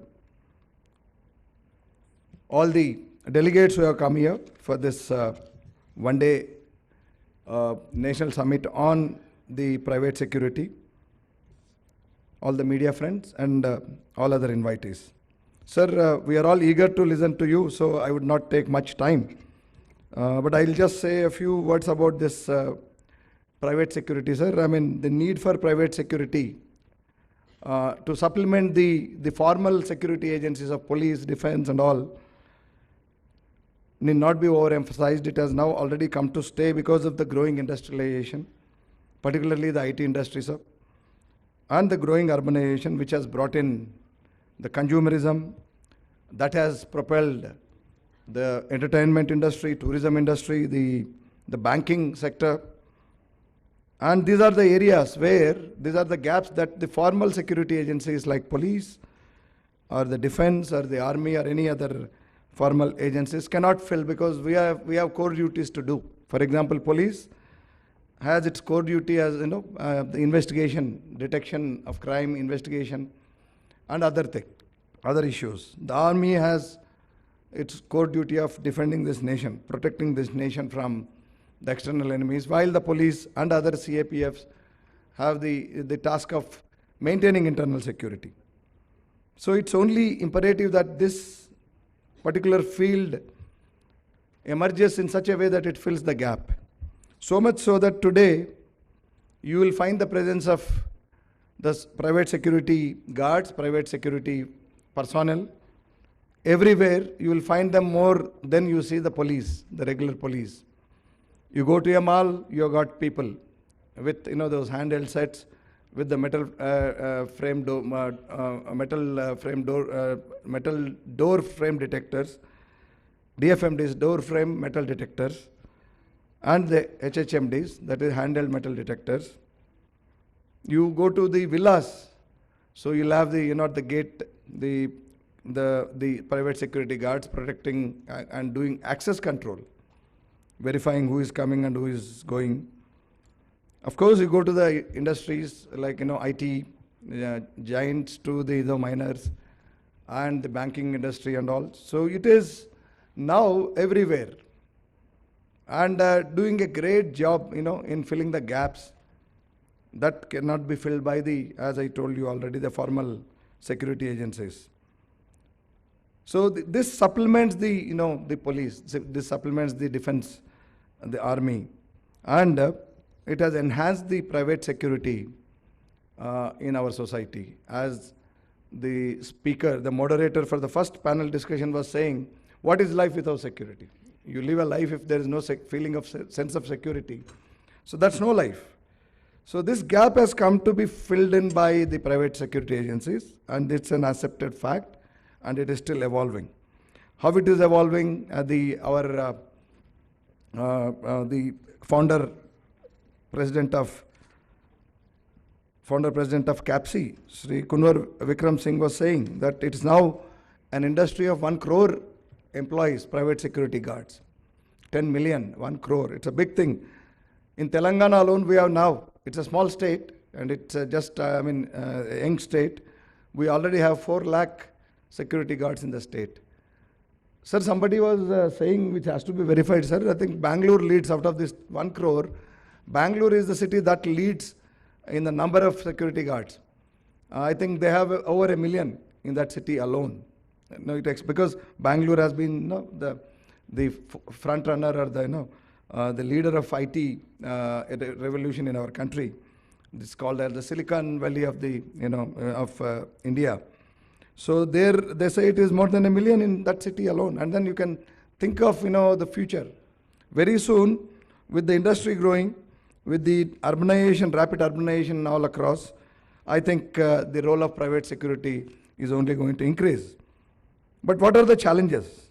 So as it evolves, in fact, sir, in 2005, we now in India, we have what is called as the Private Security Agencies Regulation Act, in which the rules for registration of the agencies that recruit these guards and the conditions of training, the conditions of work, the salaries and emoluments have been discussed. And after that, 2005, now almost it is 20 years, sir, 2 decades, I think it is more or less a very well established. It used to be a kind of unorganized sector earlier. Now it is a totally organized and well established security apparatus of our country, as the speakers were saying. As my colleague Mahesh was saying in his panel discussion, that from cycle security to cyber security. So society has has come a long way. So in one of the meetings of, PM's meeting with DGs and the DGPs of the states, so the Honorable PM was saying that when he was a child, he used to see a policeman checking for a cycle that did not have a dynamo in the night. So from there, where did we evolve now? Now we have, the drones supervising us, drones, doing surveillance. Now we have such technological gadgets, and including the AI. Because the paucity of time and because we have to give more time to the Honorable Chief Guest, sir. So I'm not going into the details, and in the next coming 3 panel discussions, I think all these things will be discussed at length. So, but what are the challenges? These are the things. So yes, the industry is growing. It is supplementing to the efforts of police. It is very well accepted security structure of security apparatus of our country. Fine, but there are challenges which we should, and which I think this summit should address. One is training. The training is still woefully inadequate. You have to, I don't blame the industry, because training is a very costly thing. It has to be a sustained effort. And if you think of having a couple of acres to set up your training center in urban areas, yes, it's going to cost a bomb. But take the example, I'll give the example of GMR. GMR, which manages our airport here, apart from other airports in the country. They've got one beautiful, which is almost matching with the best police training centers. They've got a beautiful training center in rural area, Penugonda.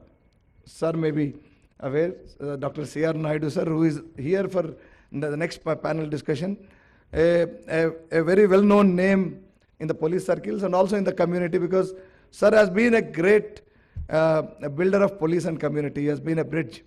As long as he was in service, even after his retirement.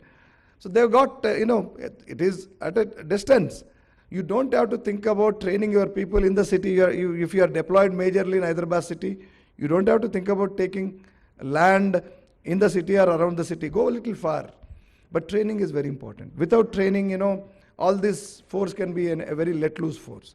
Training not only in, you don't carry weapons, I know, except those retainers and all in those gun licenses for banks and all. You don't carry, but that doesn't mean that you don't require that much of training. In fact, in today's world, it is not the firearms that speak more. It is your behavior, it is your courtesies, it is your other observation skills that matter more. So you got to train them. You got to train them in how to be in smart turnout, so that they earn respect for themselves and also for the industry. Then emoluments issues. It is always a complaint. In fact, the curtain raiser for this summit, sir, we had 2 days back with all press, sir. So the press was immediate to ask.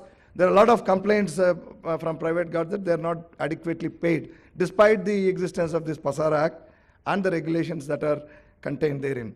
So there may be some agencies that are only concerned about doing business and trying to recruit people at cheap labor. And particularly, I must admit, we must all admit here that it draws people, certainly, though it is a very big employer. So one of the importance of this is, as it already discussed, 1 crore security guards. So it is giving employment to that many people, apart from the other, overhead personnel and all who supervise them, who train them and all. But it still remains as one of the lowly paid sectors. So you draw people from really the downtrodden, and also people from far northeast. So their security, their welfare is of paramount importance if you have to take forward this to the next level. So it can't be ignored. So there are complaints. Of course, it's more or less being addressed. It's not that it is too much and prevalent now with the act and with so much of social media presence and all. But still, I think there are some complaints which we need to address. The registration issues, just now I was discussing with our friend Bhaskar Reddy Garu, who is president of APSA.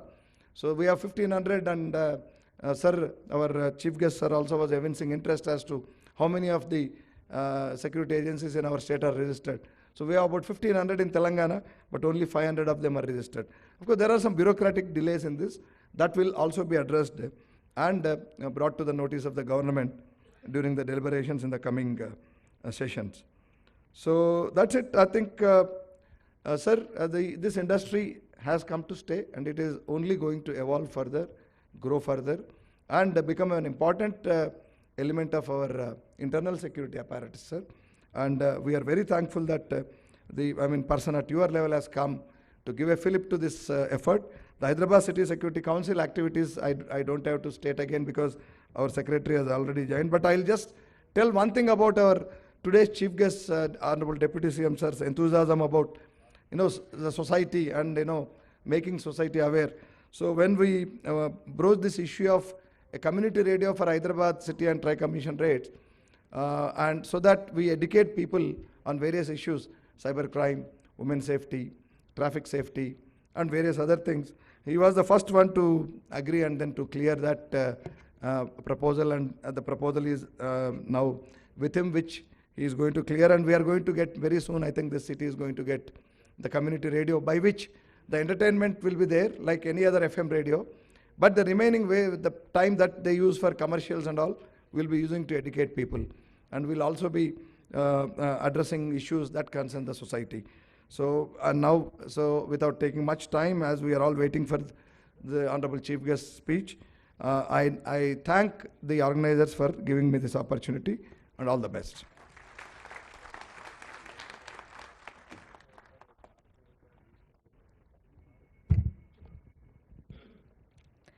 Thank you, Sri K. Srinivasa Reddy Garu, for your inspiring words. The unwavering support from our esteemed sponsors has made this event a resounding success. We take great pleasure in expressing our heartfelt gratitude to our generous sponsors whose contributions have enabled us to bring together the think tank of our industry onto this platform. I request our chief guest, Honorable Deputy Chief Minister, Shri Batti Vikramarka Garu, to kindly felicitate our guest of honor and event sponsors. I call upon our special guest, Major General and Dr. Harsh Chibbar, Vishisht Seva Medal, to kindly accept a memento from our Honorable Deputy Chief Minister.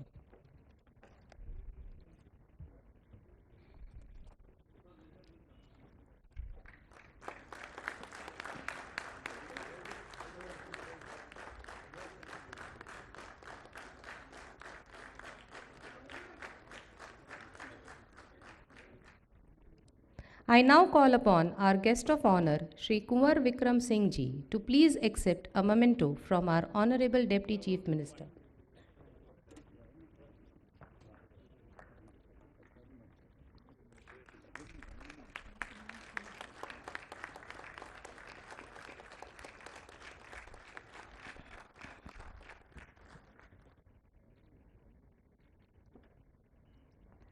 I now call upon our platinum sponsor, Shri V. Amarnath Garu, Managing Director of Agile Security Force Private Limited, along with his daughter, Ms. V. Himasri, the third generation business entrepreneur, to kindly come up and accept a memento.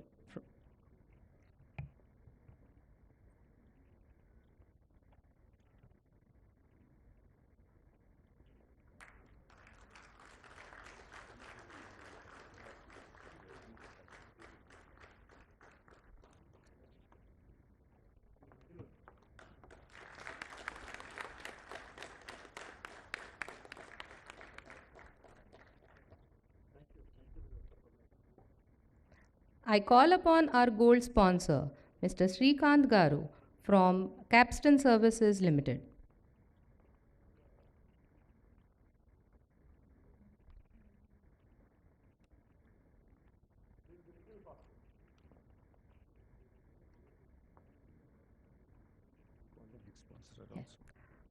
I also call upon our next gold sponsor, Mr. Rajashekar Reddy Garu from Sri Kartikeya Security Services.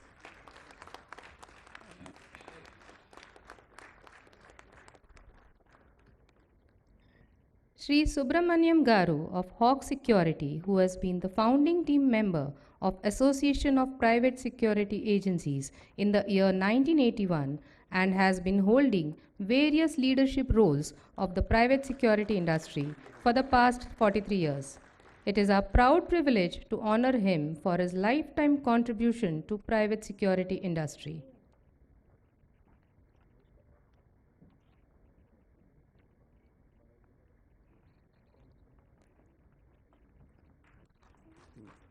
In the same flow, we'll finish off all the panel speakers.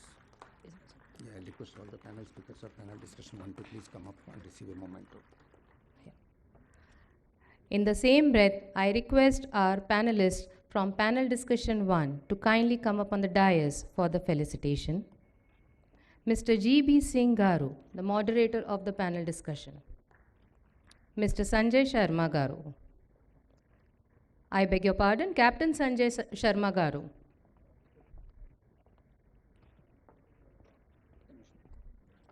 Shri Mahesh Bhagwat Garu. Shri Suraj Sukhpal Garu. Shri Vishwanath Katti Garu.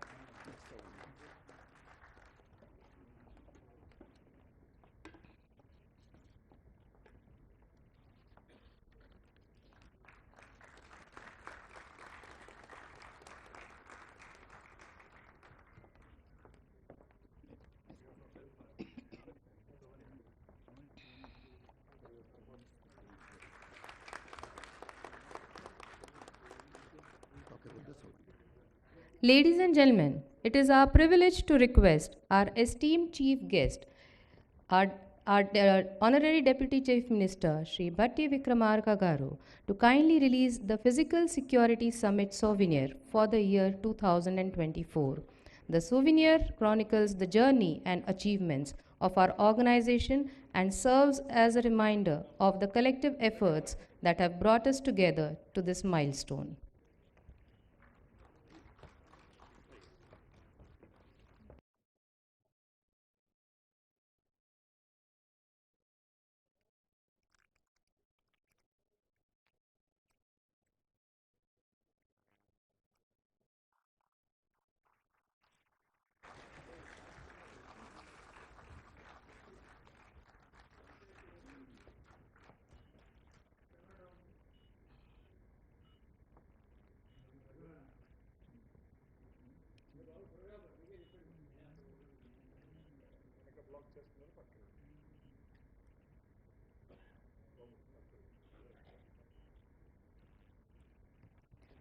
Thank you, sir. I now humbly request our chief guest, Honorable Deputy Chief Minister, Shri Bhatti Vikramarka Garu, to kindly address the National Physical Security Summit.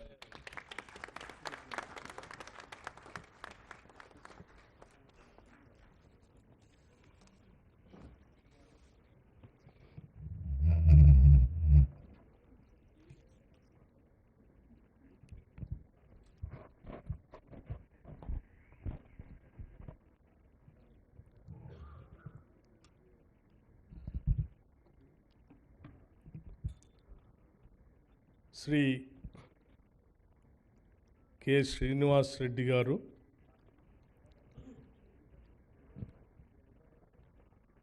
Hyderabad city police commissioner and also chairman of HCSC, and Shri Shekhar Reddy Garu, Secretary General HCSC, Shri Major General Harsh Chibarji, Visishta Seva Medal, CDM Secunderabad, and keynote addresser, Sri Mahesh Bhagawatji, Additional DGP Law and Orders, Sri Vikram Singh Maan, Additional CP City Police, Sri Kunwar Singh, Founder Chairman CAPSI,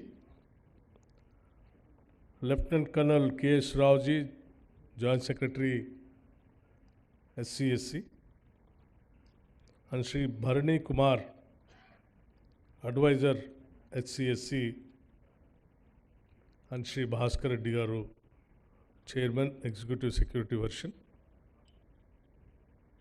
and other distinguished guests and friends. It is so important summit which HCSC and police together organized here in Hyderabad, which is very growing industry and required industry also. It gives me a great pleasure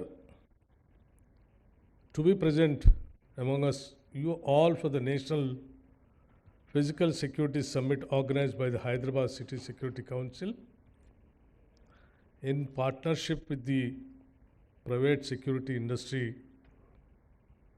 And I'm also very happy that this summit is being conducted at a location which is a pride of our Telangana, with technology and its best in the country.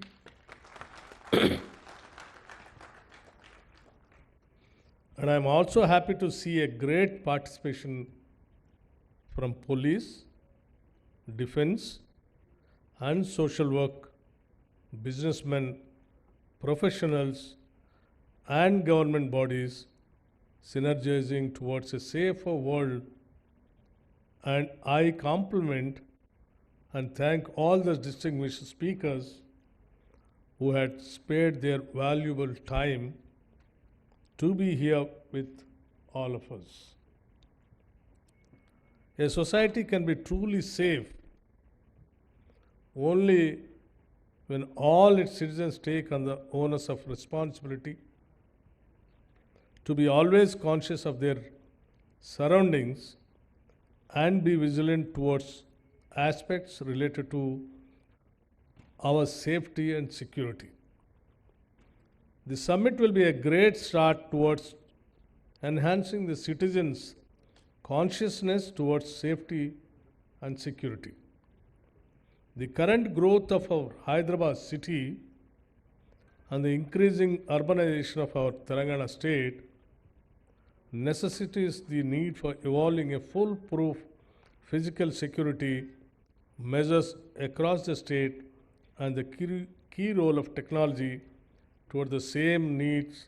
No, I need not to mention no additional emphasis.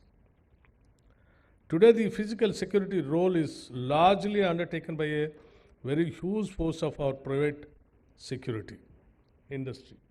Where our Revanth Reddy ji, while speaking, he just mentioned that nearing about 4 lakh the security forces, private security forces, are working in the security agencies in the state of Telangana, which is a very large number. Our government employee strength itself, permanent government employee strength, is nearly about 3 to 3.5 lakh. And this 4 lakh, the security forces which have been working in the private agencies, definitely it is very remarkable.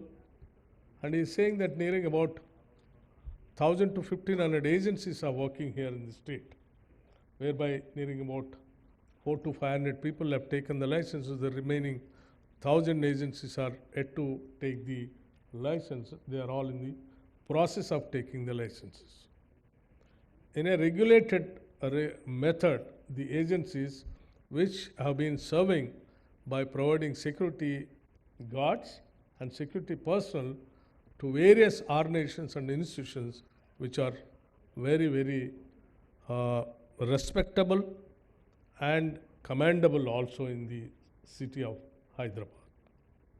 Today, the physical security role is largely undertaken by a very huge force.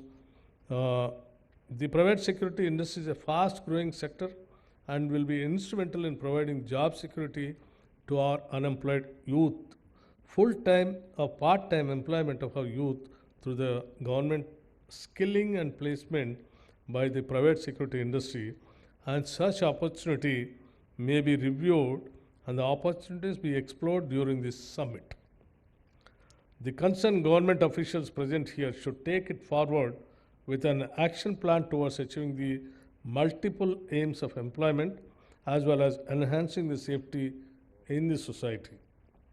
All the key issues that are highlighted through this summit will be deliberated by our government with a plan for implementing the recommended actions also.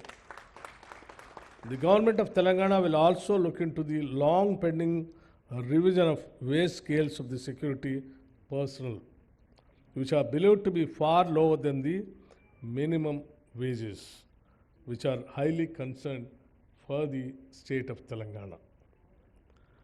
Being paid in the neighboring states such as Tamil Nadu and Karnataka are slightly higher. We would like to take all actions towards rectifying these to be at par with the best minimum wages across the country. A few issues that had come to the government notice regarding the effective implementation of the Private Security Agencies Act in our state will be addressed with special focus in the due course. I compliment the Hyderabad City Security Council and the private security industry for partnering towards the conduct of such a professional event, and I urge one and all to carry forward these learnings towards a safe and secure Telangana and a safe India. My friends, I really congratulate and appreciate my city police commissioner and other police personnel, and also the private partners conducting this, bringing a kind of a PPA model kind of an agency, particularly Hyderabad City Security Council, which is really very, very valid and valuable for the safety of the city. And not only the formal policing, informal policing also, by bringing the citizens and making them the partners of the security of the citizens and society. It is really appreciable. And I appreciate our private partners who are taking the part in this city security. And I also appreciate the city police and the state police also by encouraging the private agencies and private people to take part in the safety and the security of the personal, families, individual and society also. See, Hyderabad city is a very growing city. We are growing very fast, particularly software industry, pharma industry, and other core industries also. And Telangana state is more or less a city state with a plan of we going with a regional ring road and building of a fourth city also with the vision of the Chief Minister Sri Revanth Reddy garu. He is planning to build a fourth city and coming out with a regional ring road and all other infrastructure activity. So that shows our commitment towards the expansion of the city and providing the so many infrastructure facilities also.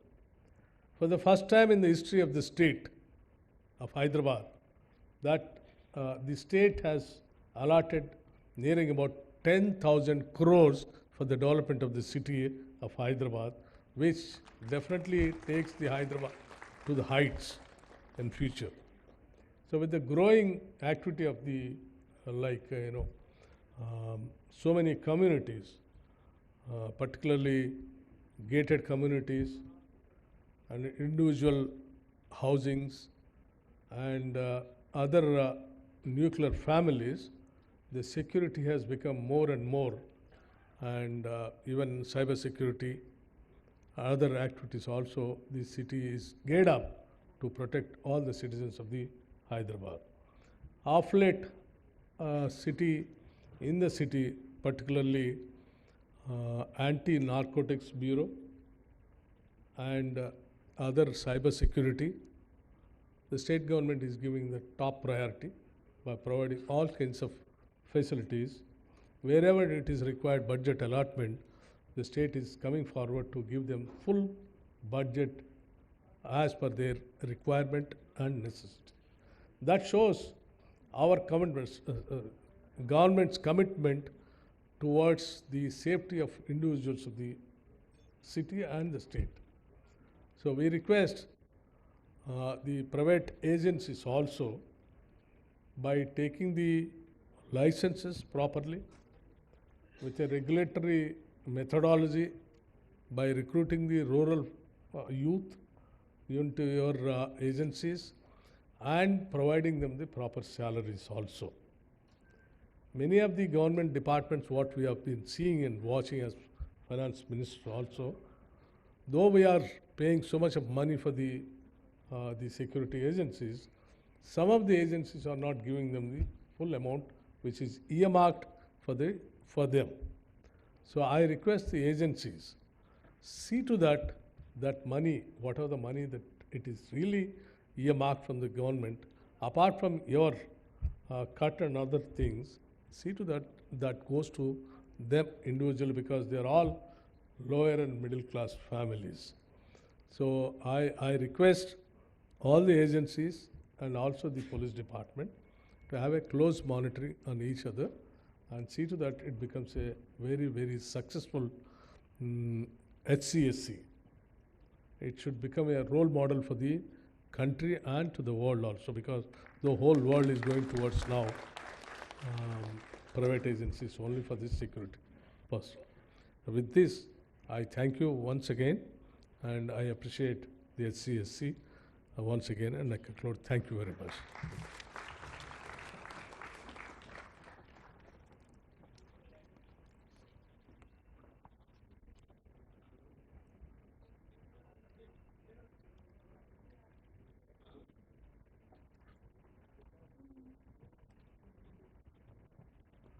Thank you, sir, for your visionary thoughts and inspiring words. I request our Commissioner of Police to present a memento to our Honorable Chief Guest, please.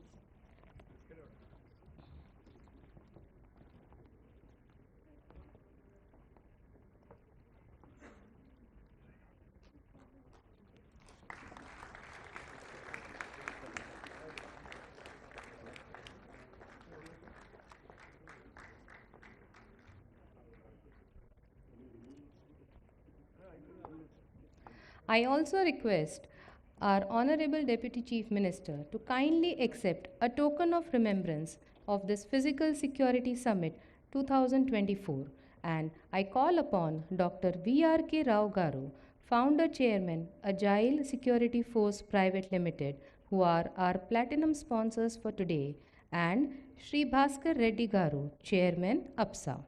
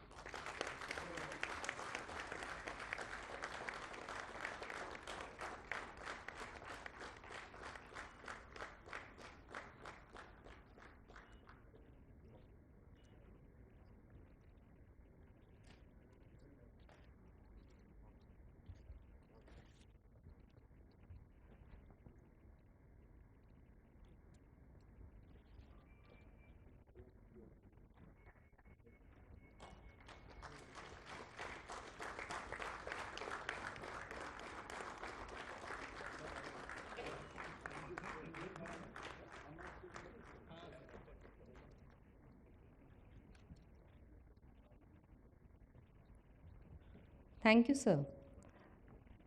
I now invite Lieutenant Colonel K. Srinivasa Rao, Joint Secretary, Hyderabad City Security Council, to present the vote of thanks.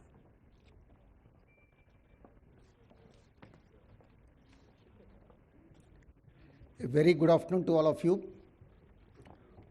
Firstly, we are indebted and we are very thankful to our Honorable Deputy Chief Minister, Shri Mallu Batti Vikramarka Garu, for having spared us his valuable time by being with our industry, which has happened for the first time in the state of Telangana and in the city of Hyderabad. With the inspiration and motivation through our chief guest, we are confident that we will set a new trend of standards, professionalism to our private security industry. I'm also very grateful to the Commissioner of Police, Hyderabad City, Shri K. Revanth Reddy Garu, for having visioned such a great event at the very ICCC building, which is an iconic building, one of its unique kind in the whole country. And I thank all the members, governing body and EC members of HCSC who have supported us towards making this happen.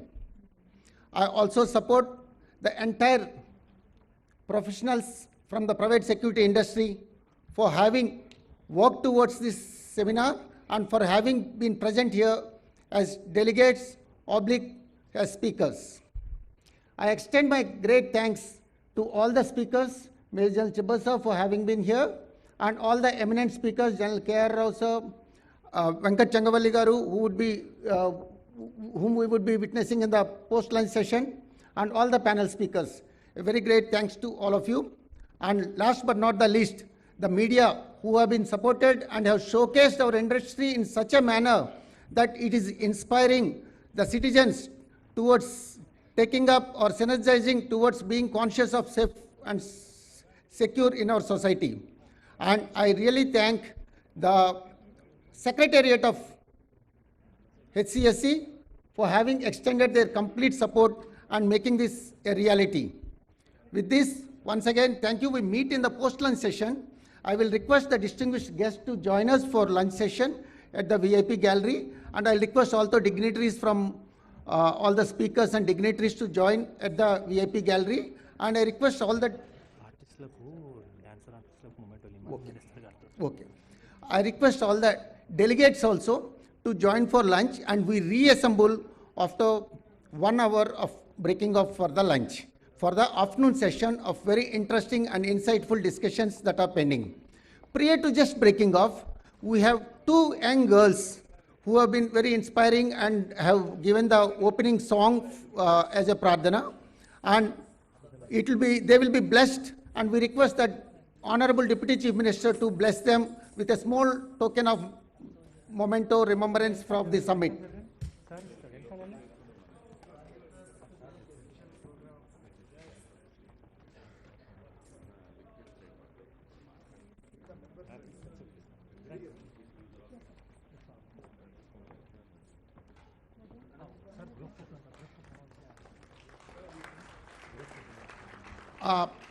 May I request